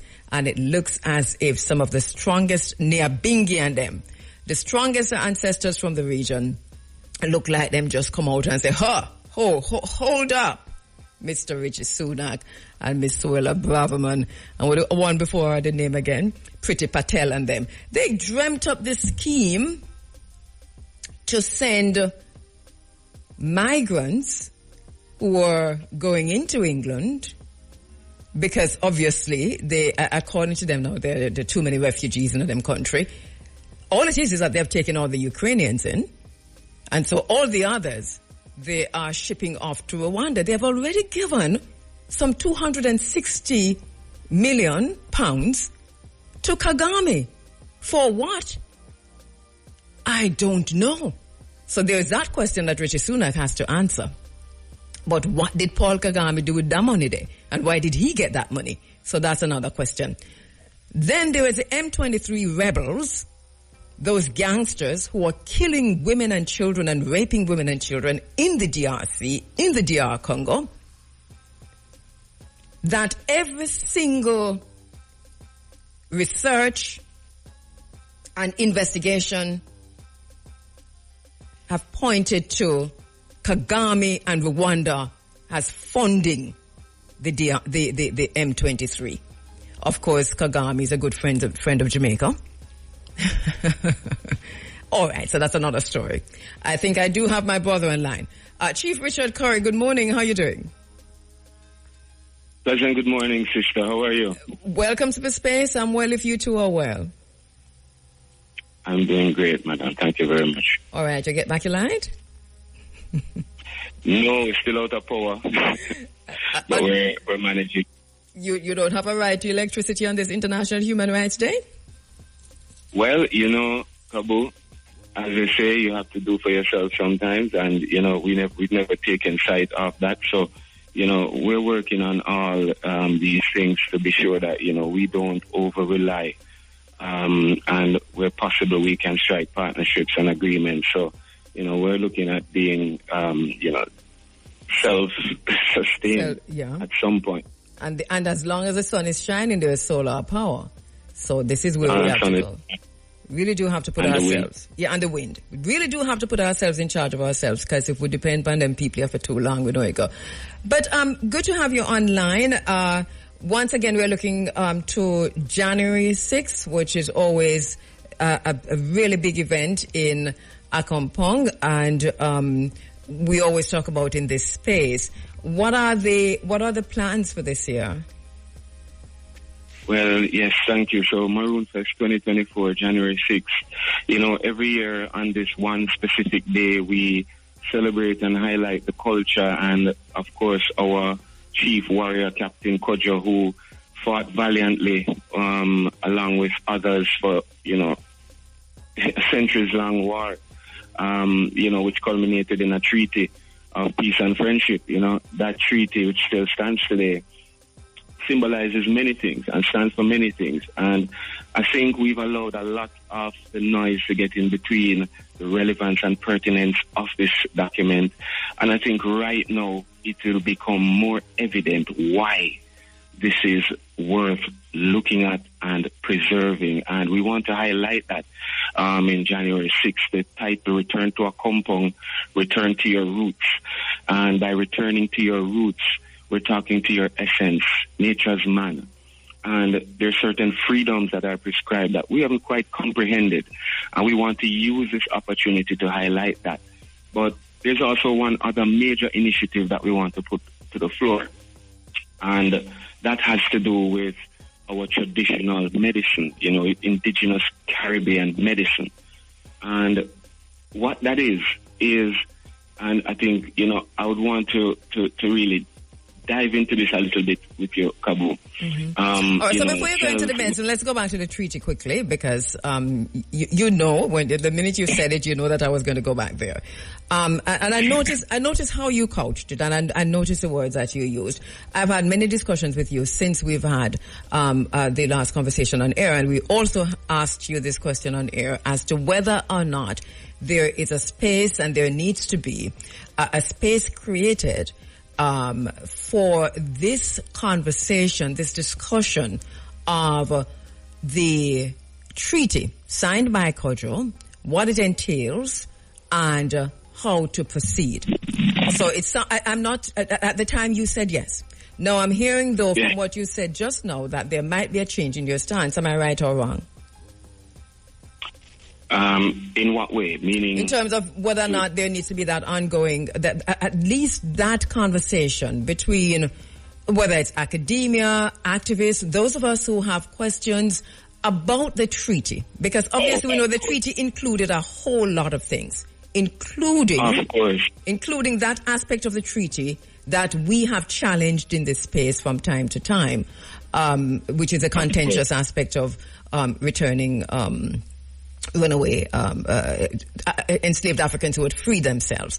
So there is that. Are you saying that there's no longer this need for a discussion on the treaty?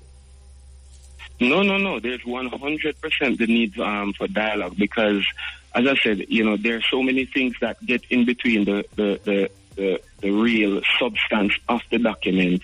It causes us to you know, from a level of and pardon the use of the word, is not being condescending, ignorance of the interpretation of that document and what it meant in that time in the language. Today, when we're able to articulate in a space that allows for this transition of the narrative, it will clearly transcend to the people. Okay, so this is something we've never really looked at, and that's the point I want to get everyone to. So there's one point that I'll just mention, because I really want to talk more about Maroon Fest, but I think we do need to have another conversation on this topic, KABU. Mm-hmm. But when you look at land rights and what we see happening right now, the issues that we have accessing beaches, the issues that people have, you know, being pushed off land, all these things. Mm-hmm. This treaty preserved land rights for persons residing on this island. Mm-hmm. So there's no one right now who should be taken or kicked off any part of land that is described as crown land. Mm-hmm. So most of Jamaica did not know that. So that the point to be made, and obviously we're not going to do this in this program here, but I know that my listeners are going to be up in arms already. And there are many sides to this. The point of contention is that, and the point you're making is that, okay, so there's so many other different elements that's included, different acts or what you call the different points in the treaty, that there's so many clauses that the wholesome discussion of this document needs to take place.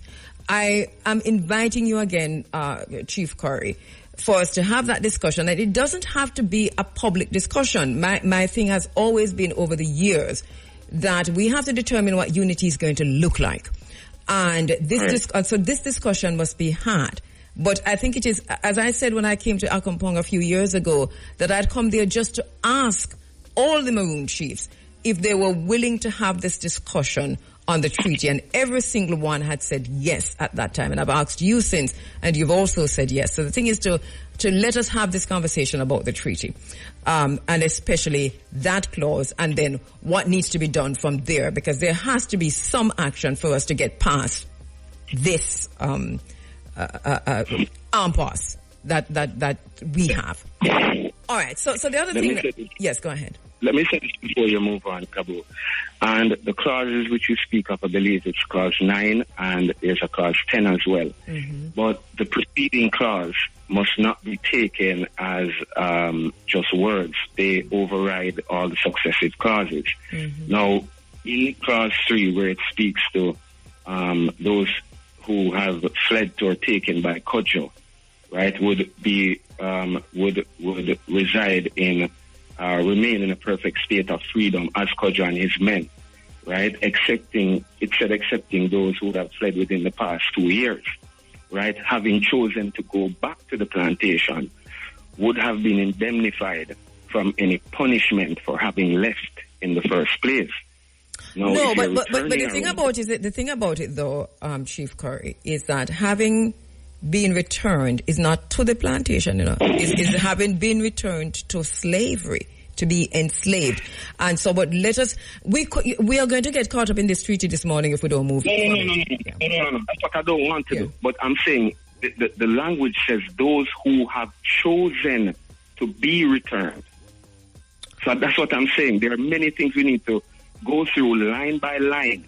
Right? Okay. And let's not let the words get away from us. Please, please, please go and read it again. So we really do need to have this discussion, and I'm looking forward to your leadership on this, other elders within the Maroon community, the Maroon Council's leadership on this in terms of calling us to the table. Let us have a conversation, and let us then determine among ourselves what unity is going to look like. We are at a crossroads in this country, on this island, and we're going to have to make that decision, whether it is with the church, whether with the communities that we have had contentions with. We have to get past a lot of these contentions that we have for the greater good. And this is where I stand in my own development. And this is why I'm saying, making the point that I'm making.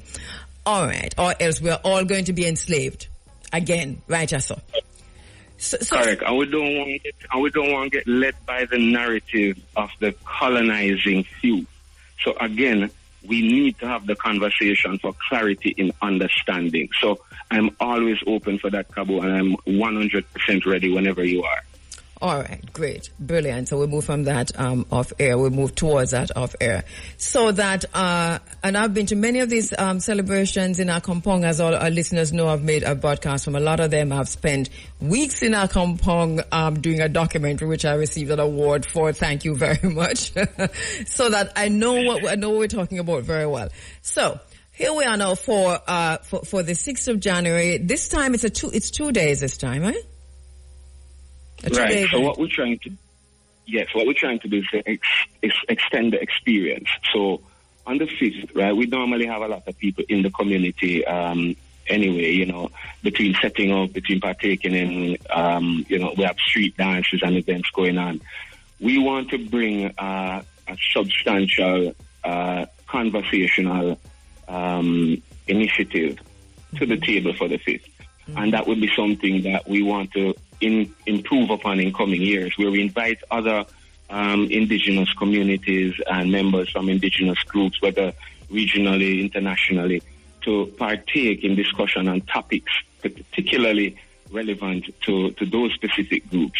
And we then have a showcase of elements of the culture, whether it be food, craft, dance, music, and sort of an exchange and building linkages and connections for future development. Okay. So that is what the 5th is looking like. And then towards the night, we have the regular nighttime activities and we have the midnight march, right? That is now a ceremonial aspect that is done every year.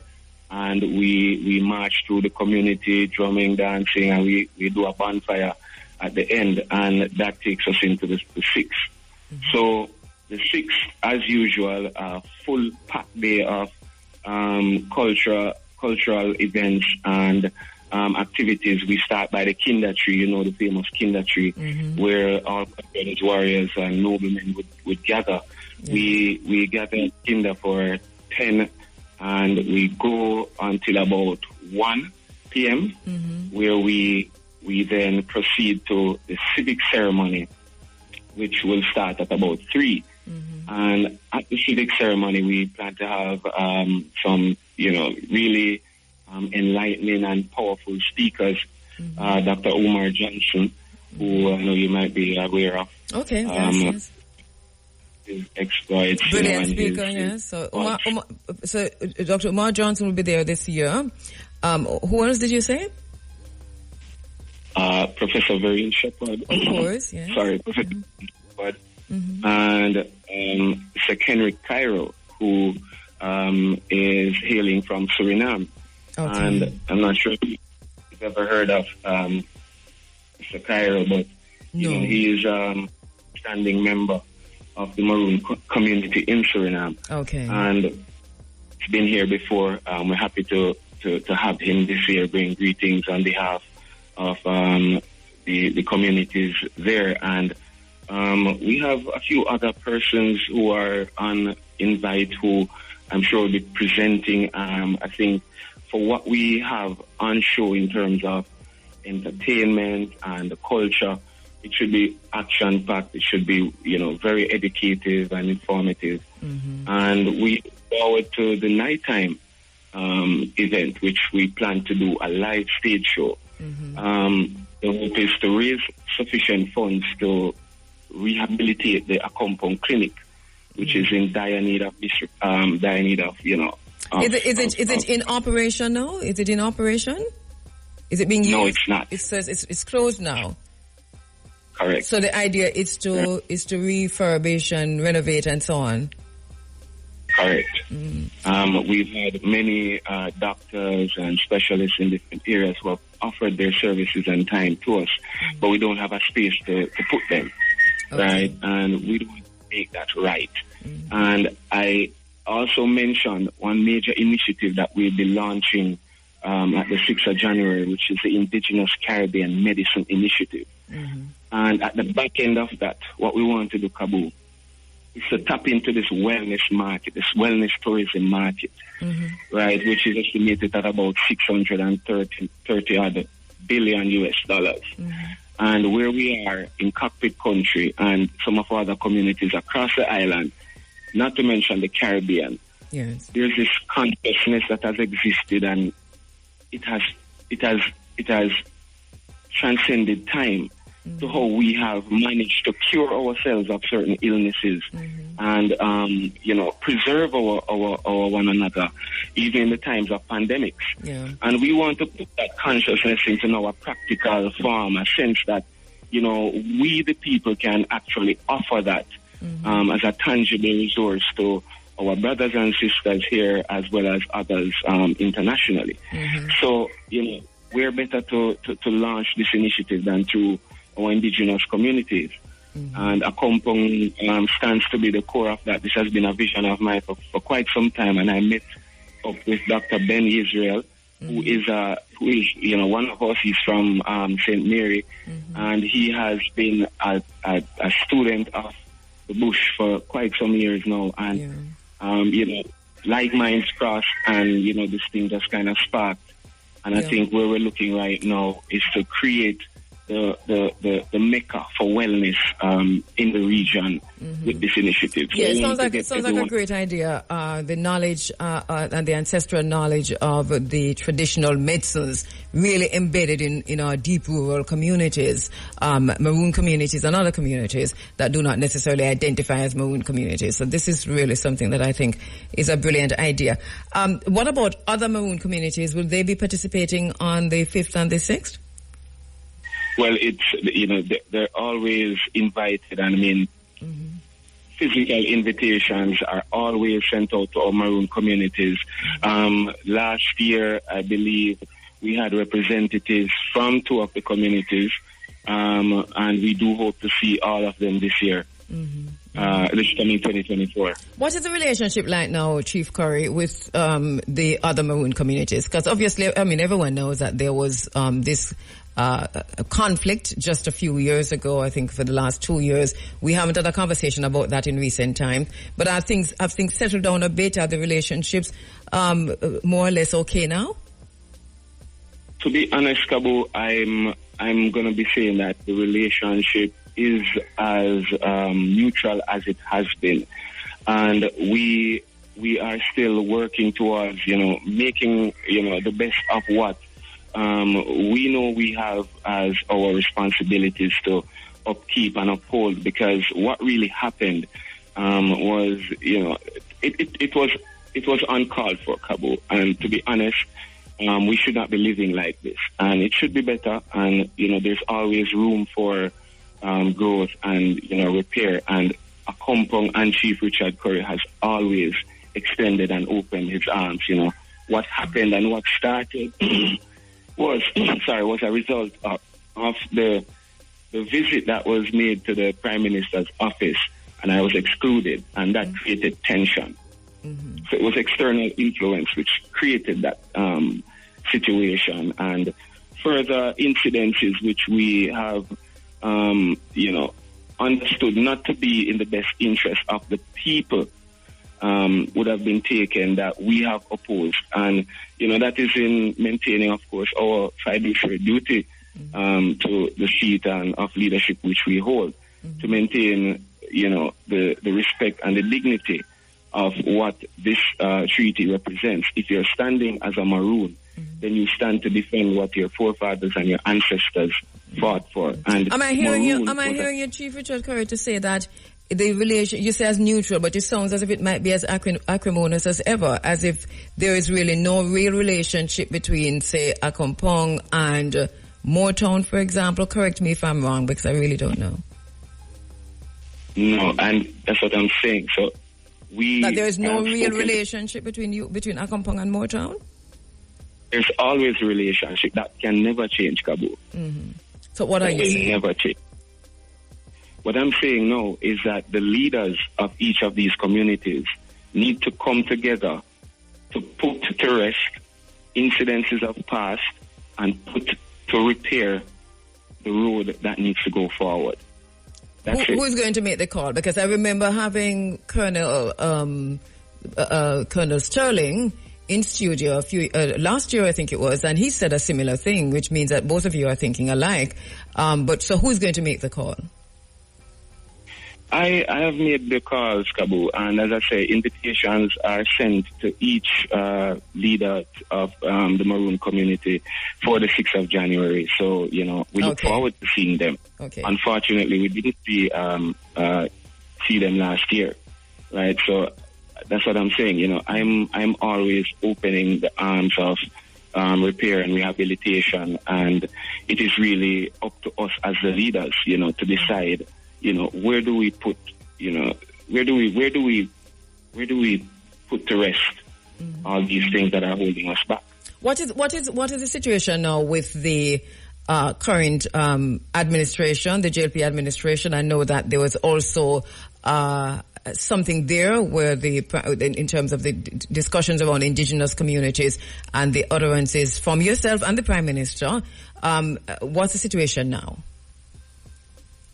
Okay, well, up until now, we haven't gotten any official response from the Office of the Prime Minister nor the office of the Minister of Culture, nor any of the ambassadors in that regard to any of our requests for meetings or discussions, and particularly most recently the Constitutional Reform Committee, because as you know, there are implications for the indigenous people as it relates to constitutional reform if certain regards aren't taken into consideration. And I'm speaking again particularly to the land KABU, because what happens in a republic is a move to essentially amalgamate all the lands under one trust.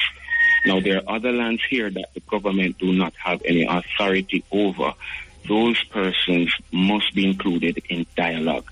And that's all that we have been saying. And what we're saying also is that what happened in 62, in the carving out of an order in council 62, which left out the description of who they called Maroons, right, recognizes clause 4, a saving clause, which refers to pre-existing laws being enforced. So again, the Maroons, with the 1738 treaty, which is on the laws of Jamaica prior to 62, remains in force, are entitled to dialogue. Right. So let me just ensure that I'm hearing you right. You have written to the Ministry of Culture and you have written to the Prime Minister and asking for a meeting, and you're saying that there have been no response either from the Ministry of Culture or from the Prime Minister's office.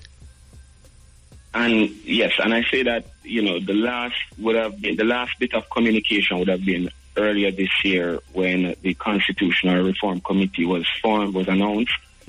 And we had also made attempts to invite them to the January 6th celebration last year. And, we didn't get any response whatsoever. All right. So the opposition leader was there last year, I seem to recall. But nobody from the governing party. What about, so are they invited this year? Have you sent invitations to the Ministry of Culture and to the PM? Yes, so invitations are still going out, KABU, right? We're a little bit behind this year, but invitations are still going out. But since I've been in office for the 2 years gone, every year I've invited both sides of the fence for the January 6th, every year. That would be 2 years. So you're still expecting to see whether it's a Minister of Culture, Babsy Grange, or the Prime Minister himself? Right. Of course, KABU. Because they usually attend. I know they usually attend because I always see them there when I'm covering. Yes, and I'm saying this is Jamaica. We're moving towards a unified Jamaica. We're not moving to tear Jamaica apart. This is a narrative that has been used to spin a web around the minds of the people and further cloud the dialogue that needs to be had. So I know we need to talk, but listen, there are things that I would love for the people to appreciate before we close a door on ourselves. Don't cut off a nose to spite the face. Simple. All right, we're going to move on from there because only because of time, and I'm going to invite you in. We were close to having this conversation recently, so that invitation is still open for you to come in studio and to just have a broader discussion about some of these, and then also to privately have that conversation, I think, with many of us who have concerns about the treaty, along with yourselves, and then to see how we move from there in the spirit of unity. Now, on January 6th, is there a fee to come in? Is there a cost at the gate? Yes. So the cost is $1,000 at the gate, and for the stage show, we'll be putting out some more information on the festival for the night, the live show that will be put on. I want to send a big shout out to Damian Gale, who has been and Garrett Coburn in the back, who has been assisting in helping pulling certain things together for that. Particularly a few entertainers who have already come on board. And again, KABU, we don't have no whole heap of money, but there are people who are coming forward to assist in helping us achieve this objective because they see the need and understand and appreciate the challenge that we face. So like people like Warrior King, Sugar, Dwayne Stevens, Lutan Fire, Fantan Moja, These are, you know, popular, you know, persons who are out there, and there are many more in the background who are coming through. You know, you might not see them on the flyer, but, you know, it will be an action-packed event, and we hope to really, you know, put something down on the ground that could be an ongoing thing to help raise the necessary funds needed to do the things that we do in our communities and, you know, for our people. All right. And once again, this is going to be January 5 and 6 at Achompong, in St. Elizabeth. How the roads stay? Because we know over time, so it fixes a certain mashup. Yeah, we're working on the roads, KABU. We're working on the roads, you know, with heavy rains and everything. You know, of course, massive erosion, and these roads, you know, I looked at. These roads are really our responsibility. So we go out and we do what we have to do when we can do it. And, you know, we've always been blessed.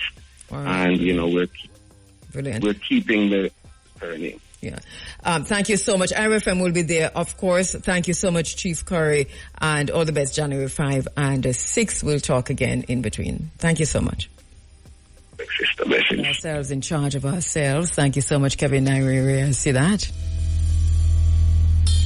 And more so now than ever before. Understand where we are, you know. Understand what's happening around us. Watch the play. Watch the play. This is a neoliberal project that we find ourselves slap in the middle of a neoliberal project. We need a Michael Jackson song. They really don't care about us. This is a very serious thing. So putting ourselves in charge of ourselves is where we're going to have to shift the paradigm to. First of all, how do we feed ourselves? My brother Ajamu, who's been in the studio with me a few weeks, 3 weeks in a row, talked to us about that. Food security, planting in a pan, planting in a backyard, put something in the soil. We're going to have to find a way to feed ourselves, to feed our family, and in some cases, and many cases, to feed our communities. The cost of living is as high as ever. As our friend Okonoro said, times dread. Man, if you're shopping with him, yay. Earth ablaze, man of rage. Man, I live in a shanty. Them your days, you're not even rain a fall from sky. Man broke. Man won't walk. It is a reality. It is our reality. It's the isness of things. And then there's something happening on the global stage that is also impacting what's happening locally. And it's the very same consideration on the global stage. Because remember what it is, you know. You're going to have Vision 2030, which came out of the World Economic Forum. The World Economic Forum itself says that in articulating Vision 2030, what it means, you will have nothing and you will be happy. It is already happening. Whatever is about to happen has already happened. This is how serious this thing is. So we'll watch them. We'll watch them, but while we'll watch them, we need to be ensuring that we are being prepared to face this onslaught. That is, they have predicted famine of biblical proportions, you know. And these people are narcissists and psychopaths. So it's self-fulfilling prophecy. If it now happened, them are going to make it happen, which they have already started to do. So a lot of it is artificial. But the artificial or not, the reality that we are facing is that this artificial thing that they created is affecting us and affecting our families. So we just have to go, sight, you fool, and do it one thing. Minutes after 9 o'clock, put ourselves in charge of ourselves. Right now, to me, and I've been looking at this thing seriously, not lying, I've been looking at this thing seriously, and to me, I am seeing agriculture as one of the most, if not the most important thing that we need to focus on now, individually and collectively. It is right down to that and up to that. Everything else in between is fluff. We have to be able to feed ourselves, have water, fresh water where we can drink. That is where we are right just now. It's almost like the Armageddon apocalypse kind of situation. I mean, I'm sound away now, but I've been into communities in recent times. Not too far from here and a little bit far from here, where many people do not have running water in them pipe. If the pipe is there and the water in there and them not seeing it for days, or them not have no pipe. And this is a thing that, this thing has hit me like somebody just punched me in my belly bottom. When I think about and witness that there are people in Jamaica, black Jamaican, African Jamaican black people who do not have access to drinking water. That is where my thing there, because we don't need to go no further than this, sir. It doesn't matter what we say to the people. It doesn't matter how we go. If people do not have water to drink, then you have made them into the most base of animals. And this is why today, December 10, don't mean nothing to them. Because they don't have the human rights to access drinking water. Clean drinking water. That is a reality on this island. And it is more people than you think. There's another case of people not being able to feed their families, not being able to feed themselves. There's a lot of hunger on this here land. You can't go to supermarket anymore because the cost of living gone shot. They didn't know. The supermarket thing now work no more. Enough people can't deal with that. That is why them selling, piece of bread, little bit of milk in a plastic bag, a little at one squeeze of toothpaste, and them look at something there. That's how we reach. That is where we are. That is the reality on this island. So, what they tell you from their SUVs, the majority of the people of Jamaica are finding it hard to make two ends meet. People don't have anywhere to live and them cannot pay the rent. And they are using houses as political tools. Them announcing about build house. How much house am I going to build at Chivali? All of this is just politics and garrisons. And them have to put a ribbon for cut it for make you know that the JLP give you that house there, the PNP give you that house there. Foolishness. We don't have access or human rights. Our human rights don't extend to access to shelter, housing, to shelter, food and shelter, two of the most basic human rights. People are living like animals and you're telling us about December 10 is International Human Rights Day.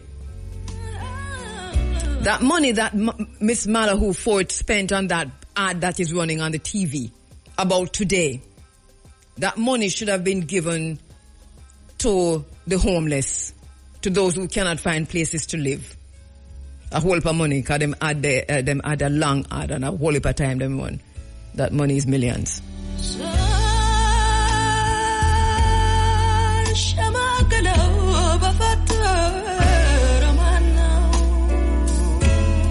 So they're taking us for fools, they're taking us for idiots. We have to put ourselves in charge of ourselves. This is where we are. We have to sound this warning from these microphones that this is where we are. You will have nothing and you'll be happy. But those who will have nothing is we the people.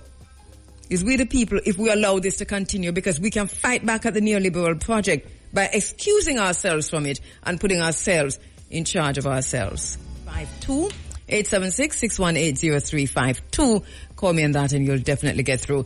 974-5079, 974-5051, and 974-50 888-9-543 are the numbers to call as we take your telephone calls in the last 40 minutes or so of the program. Venezuela and Guyana, on a quick note, have agreed to a high-level meeting over the status of the disputed and oil-rich Essequibo region, following a flurry of diplomacy involving leaders of both countries, as well as Brazilian President Luiz Inácio Lula da Silva, St. Vincent and the Grenadines Prime Minister Ralph Gonzalez, and the United Nations Secretary General Antonio Guterres.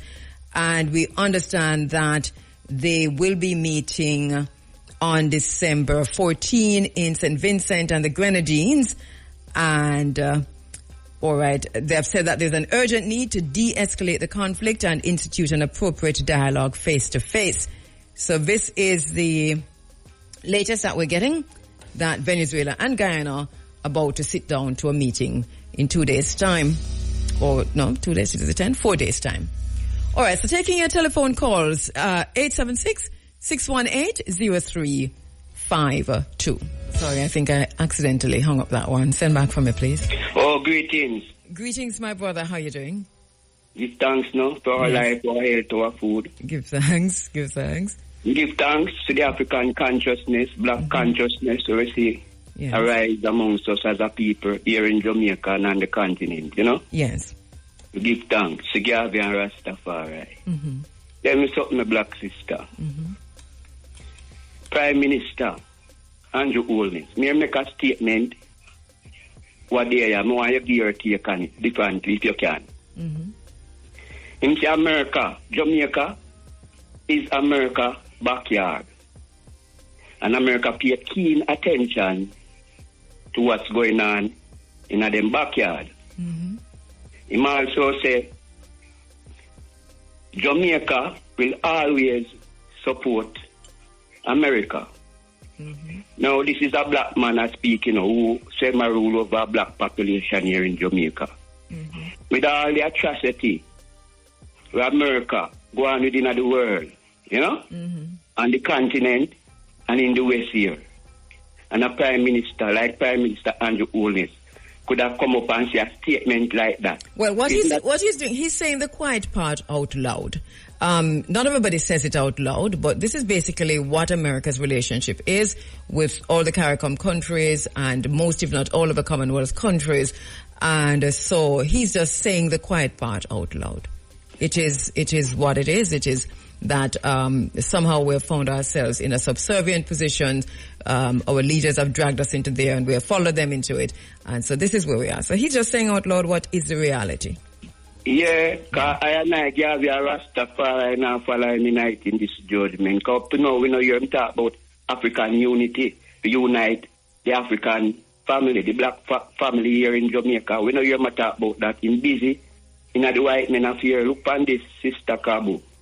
Mm-hmm. The other day, when America fight against Venezuela, him join them. Jamaica join them after them have a good relationship with Venezuela. Well, that's the point, because Jamaica didn't really take a stand until the Prime Minister went to Washington or somehow, I think there was some kind of, and CARICOM too was kind of, on the fence in a way. But I can understand the diplomatic kind of quagmire, right, that they've found themselves in, with Guyana and Venezuela. To give the Minister of, Foreign Affairs her dues, she came out early enough, even though she was vague, to say that she was concerned about what was happening, but they didn't come down firmly on Guyana's side until they realized that America and South, all of them, were firmly on Guyana's side. Yeah, so now we see the Prime Minister also published by Office of the Prime Minister in Jamaica Gleaner, where Benjamin of Israel, the Prime Minister, a big up Prime Minister Andrew Holness, say him glorify or him never vote against Israel. Is that so? Yeah, man. Published by Jamaica Gleaner, you can look it up.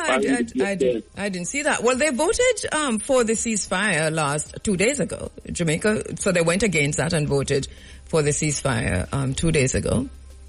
So Jamaica with a black population, as long as a man not stand in the strength and pride of an African sovereignty, African unity, you know, I just slavery marry the country back to. You know, the redemption of Africa, we know hear him talk about that as a black leader, and him say him is not a featherweight, a lightweight on the world stage. We have to put so we see him move. Him is a featherweight in this judgment upon the world stage. Not Thank you, I'm going to take a few more calls. Thank you so much, my brother. Point. It's our own development in Jamaica, so we must give thanks. Get it out of America backyard. I agree with you on that. Give thanks. Thank you so much for calling. You're inside of the Africa Forum. It is Running African. Taking your telephone calls. Give thanks. Who's this? African. Give thanks, African. How you do? Give thanks to Moutan and book on him thing there, you know? Oh, yes. The liberation movement. We need to turn it up, you know? Right. How? Tell me how? Yeah, because we have to liberate the mind. And if we don't liberate the mind, you know, we're not going to liberate the body, you know.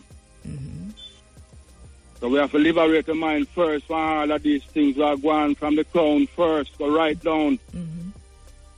I agree with you. Yeah, we have to. Yeah, a shift, paradigm shift. Yes, KABU. Because if we don't liberate ourselves from these people, we're not going to see any objective for the Africans, you know, I deal with, you know. How do you liberate the mind? All right.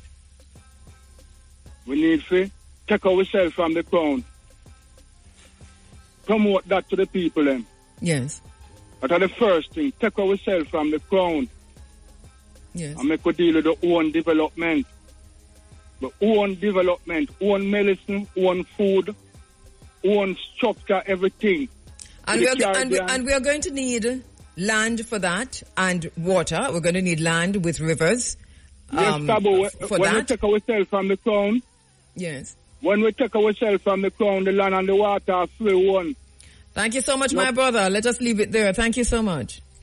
Give thanks, KABU. Give thanks. Sister KABU. Yes, greetings.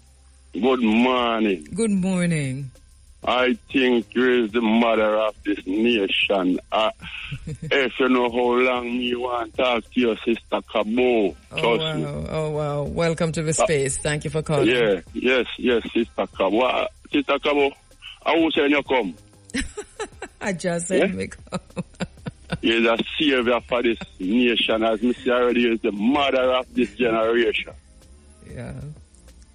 Thank you for thank you for that, my brother. I appreciate it. Yes, man, and I want you yell up more tough. I mean, I stay long, you know, but I must tell you, I listen to Chief Curry, and I tell you, I don't know about all those other chiefs, but before him, but this man seemed like him stand out among every other one, because it seems like him come to defend his people.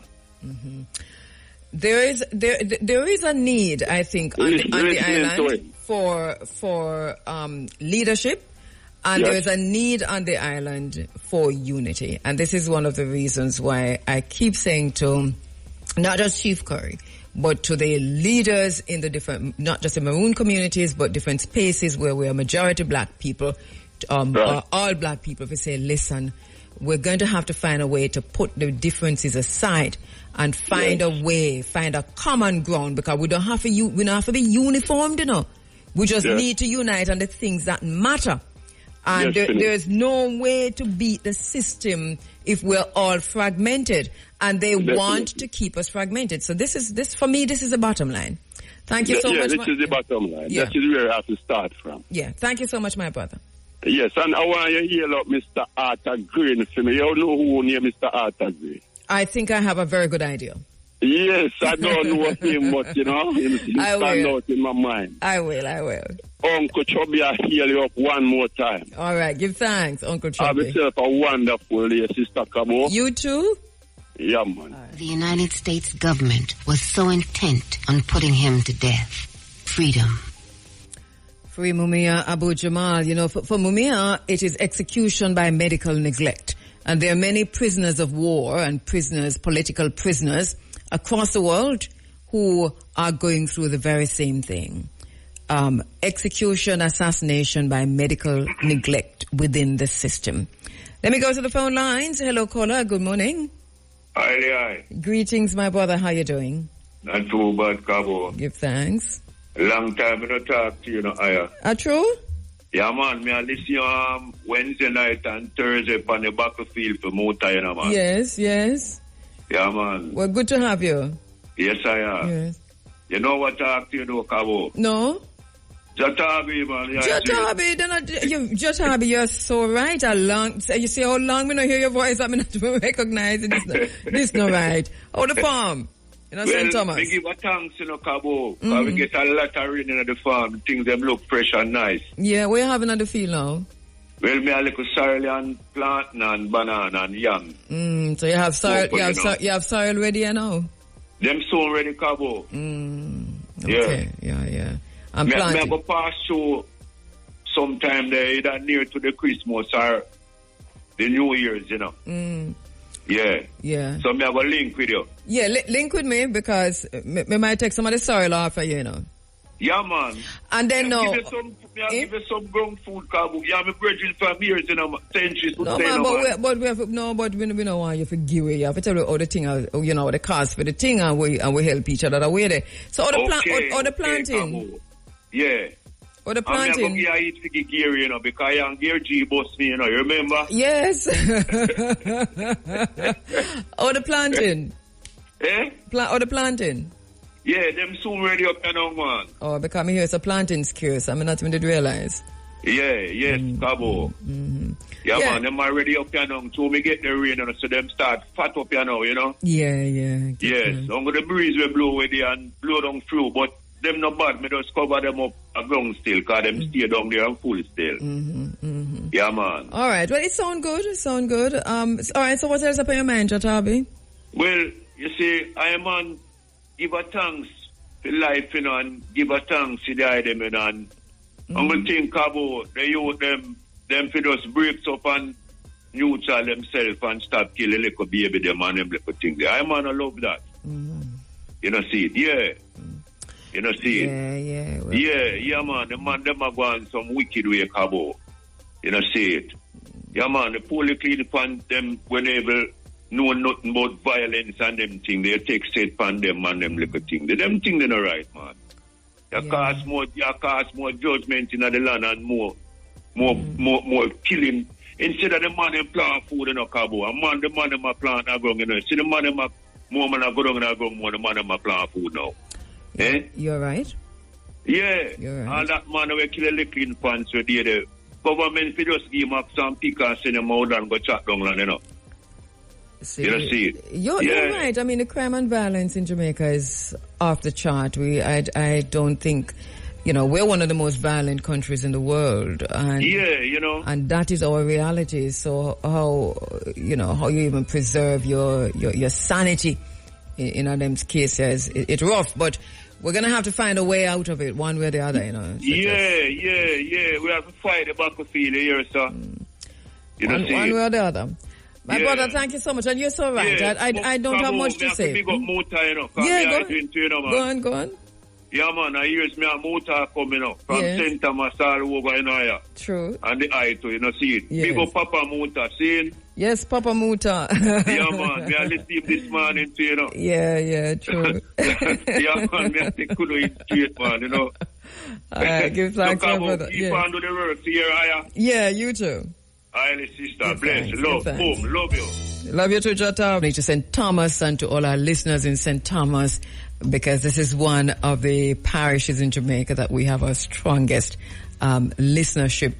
All of Jamaica, but St. Thomas, Clarendon, Westmoreland. We know that you are all St. Elizabeth. We know that you're seriously glued in and clued in and clocked in. So thank you so much. Well, across the 14 parishes of Jamaica, though, this is how it is. St. Catherine, Kingston, St. Anne, St. Mary, and, we forget Portmore. Hey, Portmore. How you doing, parish-wise?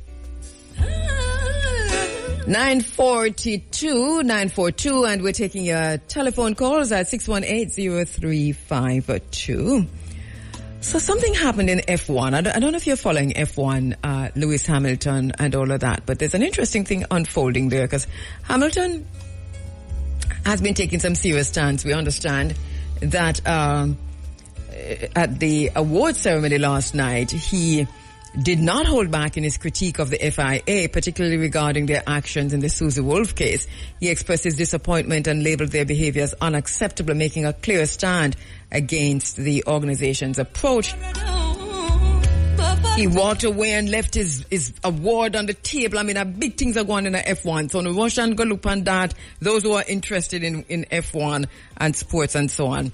And tell me what you think about that. Let me go back to the phone lines. Hello, caller. Good morning. Hello. Good morning. Hi. Greetings. How are you doing? Greetings. Hotep, my brother, Hotep. Hotep. Yes. You know, it's the second time this now I call you. Really? Yeah, the second time. Thank you so much for calling the second time. Yeah. Yes.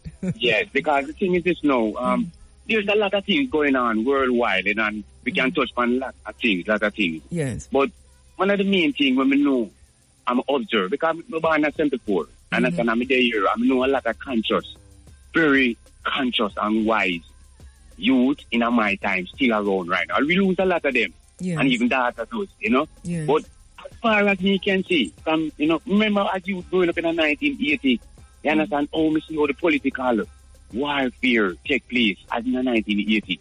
And when we realize I'm come up now and I acknowledge and I do my research and do my studying and realize that is the politics mash up Jamaica? The politics tribal politics. Because look into it. Because a nation with divide shall never stand. Yes. Shall surely fall. And them use the politics and divide people and politics that cause peer partition. Yes. So when them divide the people, that's what means that them can have all ample chance to put in place where they want in place. And that's how you know. Oh, that's how the CIA them work. It has been a project that has been in train for many, many years. So it's not something that you can just turn back. The people are now like Pavlov dogs and everybody is salivating. If you hear the bell on one side, they salivate. If you see the fist raised on the other side, they salivate. So people have now bought into this. It become part and parcel of who they are. Tribalist, political, tribalist. And this is how dangerous the thing is. And within all of that, so you can be PNP, you can be JLP, but in between all of that is so much anger, so much angst, so much killing, and this is where the danger is. The gangs on either side. This is how the situation is. It is what it is. Yeah. But remember, I know, Bob Marley tell us, KABU, Sister KABU, said the one who set us up, This is a total setup. It's a total setup. We don't want glasses. It's a total setup. You understand? And them set it up. That's even with doctor, them we can't stay here. With teacher, them can't stay here.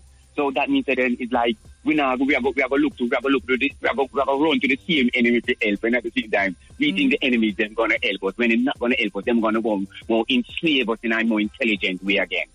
Huh? So it's a setup. It's a setup. It is. Our situation, it requires urgent and immediate intervention. That is it. Immediately. Stop. Put ourselves in charge of ourselves. My brother, thank you so much for calling. Give thanks. I'm more heal up to hygiene. Yes. Mr. KABU. Yes. Please and chat. Go ahead. More heal up hygiene. Hygiene, listen. Because when we are 19 years old, we are 19, we are listening sex-wise and running out of time, Yeah. We are 19 years old, 30 years now. I'm telling you, 74, Mr. 74. You're 74 youth. Yes. All right, you see, what tell me something. What happened to Dr. Signa Miguel and Dr. Clark? What do you mean? Okay, so that's a very good question. So I haven't spoken to Dr. McGill in a long time. The last time I remember talking to Dr. McGill is when Donald Trump did win the election, And Dr. McGill called me and him go to the little thing and we talk about you, what that mean, Yes. And then, but I know Dr. Clark is, He has his practice in Otrias on the General Foods Plaza, just the same. He also works at the hospital. He works at St. Anne's Bay, and I think he works at Notre Bay and some other hospitals, because he's an obstetrician and gynecologist. So I know. But Dr. McGill, I haven't heard from in a while. So, but very, very good question. That means that you're really the greatest thing is KABU. The greatest thing them still around. Them still in the land of the living. Yes. We just want to put them okay and them all right. Yes. So me just want to hear like a virgin. I have a virgin named Ruben, Gabriel. He live up in the same area where I live, and I have a virgin in a town, named Jajin, in a Cockburn Pen, and I have this virgin there with and Jamaica. And big up all of the IRFM staff, them, and likewise you get a special big up and Muta. Thank you so much. We don't go and do, and we never stop listening. As I say, a lot of conscious youth out there. Yes. Of conscious youth that we bad at the same time. Yes. But they're here and I listen and I observe. Give and thanks. They wait and humble and I watch. Give thanks. So, appreciate long live Africa. Long live Africa. Long live the black man and woman and child. One Africa, one nation. Thank you so much, Amanda. Long live Winnie Mandela. Yes, man. Give thanks. Yes, love, Sister KABU. Much love and respect. Much love, brother. Son, tragically, I didn't know until I ran into Roger on Thursday, came into work for Muta. And, just having a conversation with Roger, and he said, "You heard what happened?" And I said, "No." And he said, "You don't heard?" I said, "Roger, no." And listen, you could knock me over with a feather. My heart goes out in a very, very serious kind of way. This is a serious shock for me, but I just want to say to Roger, just hold strong, my brother. I know that this is not, words not enough to say how sorry I am for your loss, but to let you know that you've got me right in this space, so call me if you need to. I will keep in touch with you. I know this is a rough road and I know this is a rough time for you and family. But to my colleague and my friend and my brother, Raja Hospital was lost. His son tragically, really, really, really a shock to the system. Roger, enough love, my brother. Enough love. Stand in the gap and hold strain. We keep in touch. Sister KABU. Yes, my brother.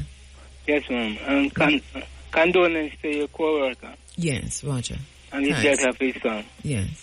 I want to hear up Jerry down at South Africa. I like how he get a nice little work down there.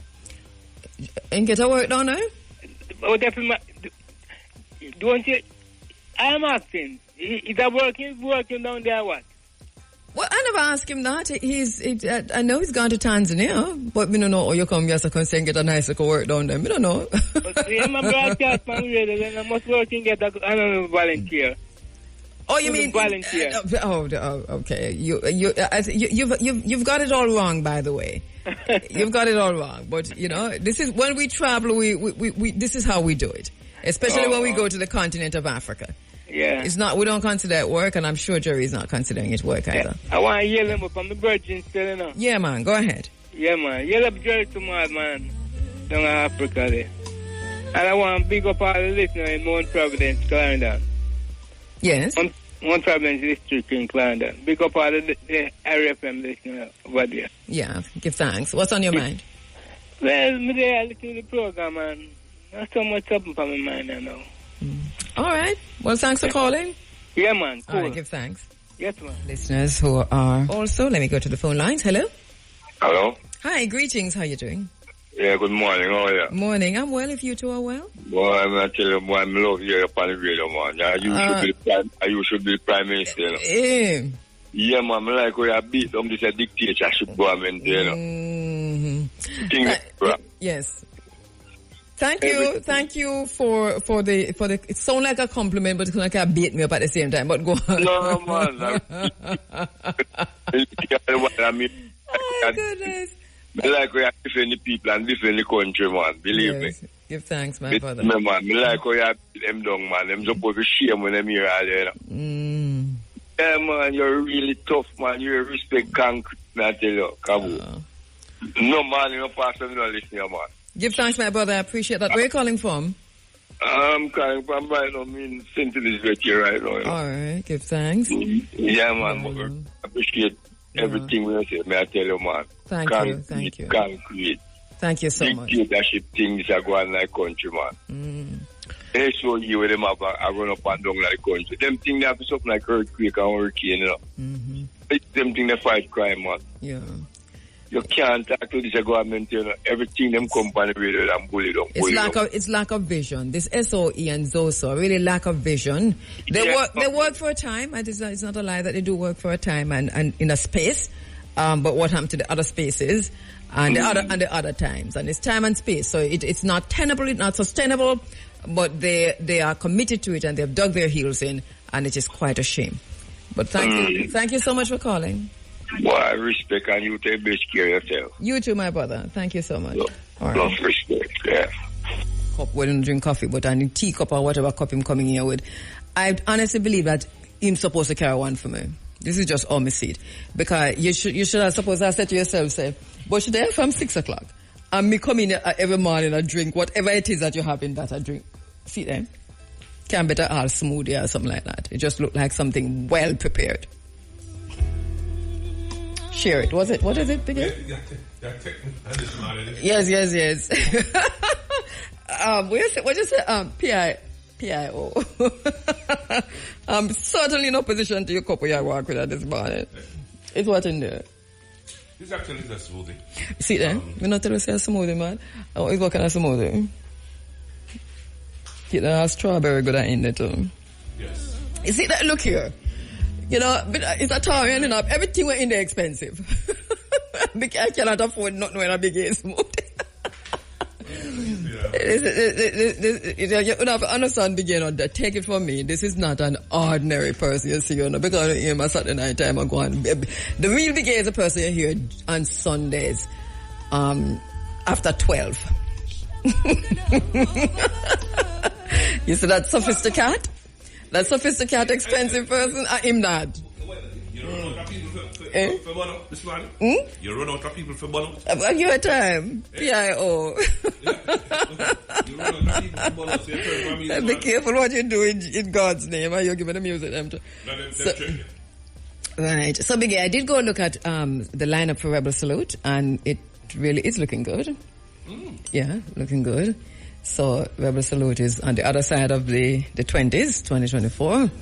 And as usual, well, I look to see who sponsors and so on, so I realize that IRFM is a sponsor on it, so we're good. And so, yeah. Yeah, lineup not look bad at all.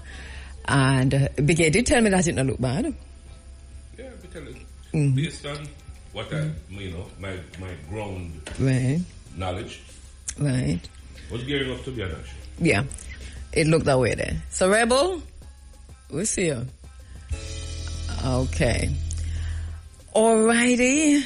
Enough things are going on, It is phenomenal, the kind of things that we see happening. I don't know if Biggie is following some of them. You're following the P. Diddy situation? Or Diddy situation? The who? Diddy. Puff Daddy. Diddy. Oh, with the allegations? With all these allegations and coming right after the Tupac. The arrest in the Tupac case. I think we really need to make that connection because, from the minute we saw that arrest in the Tupac case, there was always going to be something happening with Diddy, even if it never looked like it did directly connected back to Tupac. And basically it's almost like a 9-pin situation, or domino effect, so. Speaking of which, there is supposed to be a hip-hop reggae celebration happening this month down by Plantation Grove. Because this year marks the 50th year of hip-hop. Yes. And of course, with Cool Herc and them. Is the birthplace of hip-hop. And there was supposed to be this big what happened to it? Happening here. Cool Herc's 50th. And it's supposed to coincide with all of that. But I don't hear much about it after that. But I did see something about it. And then... Big outburst about it. Did they cancel? Then we could Google it now? No, but you have a very good point. Because I do remember it. I took note of it. Because there was this big thing about it. Let me see who Ian tell me if you bless up first. Okay. Hey, Ian. Ian says, good morning, Big A. Hey, morning, Mr. Forrest. Ian Forrest is another Taurian, very expensive. No, and dear. I know Mr. Forrest very well. He does suit the Taurus profile. Very expensive and dear. So he says today is Khadijah's birthday. She's turning 3 today. Hey, Khadijah, little Khadijah. This comes from Auntie KABU and Uncle Biggie and all of us here at Area FM turning 3 today. I can't believe it. 3 already, Ian. Wow. So happy birthday, Khadijah. Coming 3. Wow. Already, I can't believe it. Well, I know Dad is going to do something great for you today, so enjoy yourself. Do not eat too much ice cream or too much cake, but have a great day, all right? From Auntie KABU and Uncle Biggie. I was looking for the hip-hop thing. You don't say anything on it, Biggie. This is why I actually went on the phone. I don't know, hip-hop show Jamaica. Or Cool Herc. Should I type in Cool Herc? All right. So anyway, right. So there was a big thing about that, and then we don't say anything. So it says October unless it gone begin and miss we. They don't miss you. All right. There's 1 minute to 10. It says here. All right. So this was in loop October 18. Hip hop legend DJ Kool Herc is to commemorate 50 iconic years of hip hop, with a star-studded celebration to take place in Jamaica in December 2023, December 29 and 30 at Plantation Cove in St. Anne. But December 29 and 30, and you know, start advertise properly. It not happen. I don't see this happening. Anyway, I shouldn't say that. No, let me take that back because I don't know. But today is what? December what? 9. Right, so 10, December 10. Anyway, yeah, there's still time for 2 weeks. Heavy rotation, I suppose. This is why we make way for the big A. Inside of the Sunday Sunshine. Thanks to my guests, thanks to Muta, thanks to Professor Warner Zips, thanks to Chief Richard Curry, to Jerry Small, and to everyone who participated in the program. Thank you for listening. Thanks to Trishana, to Vivian, to Shamara. My name is KABU. See you next week with much more inside of the Africa Forum. Walk good and tell them other one howdy. See you next week, inshallah.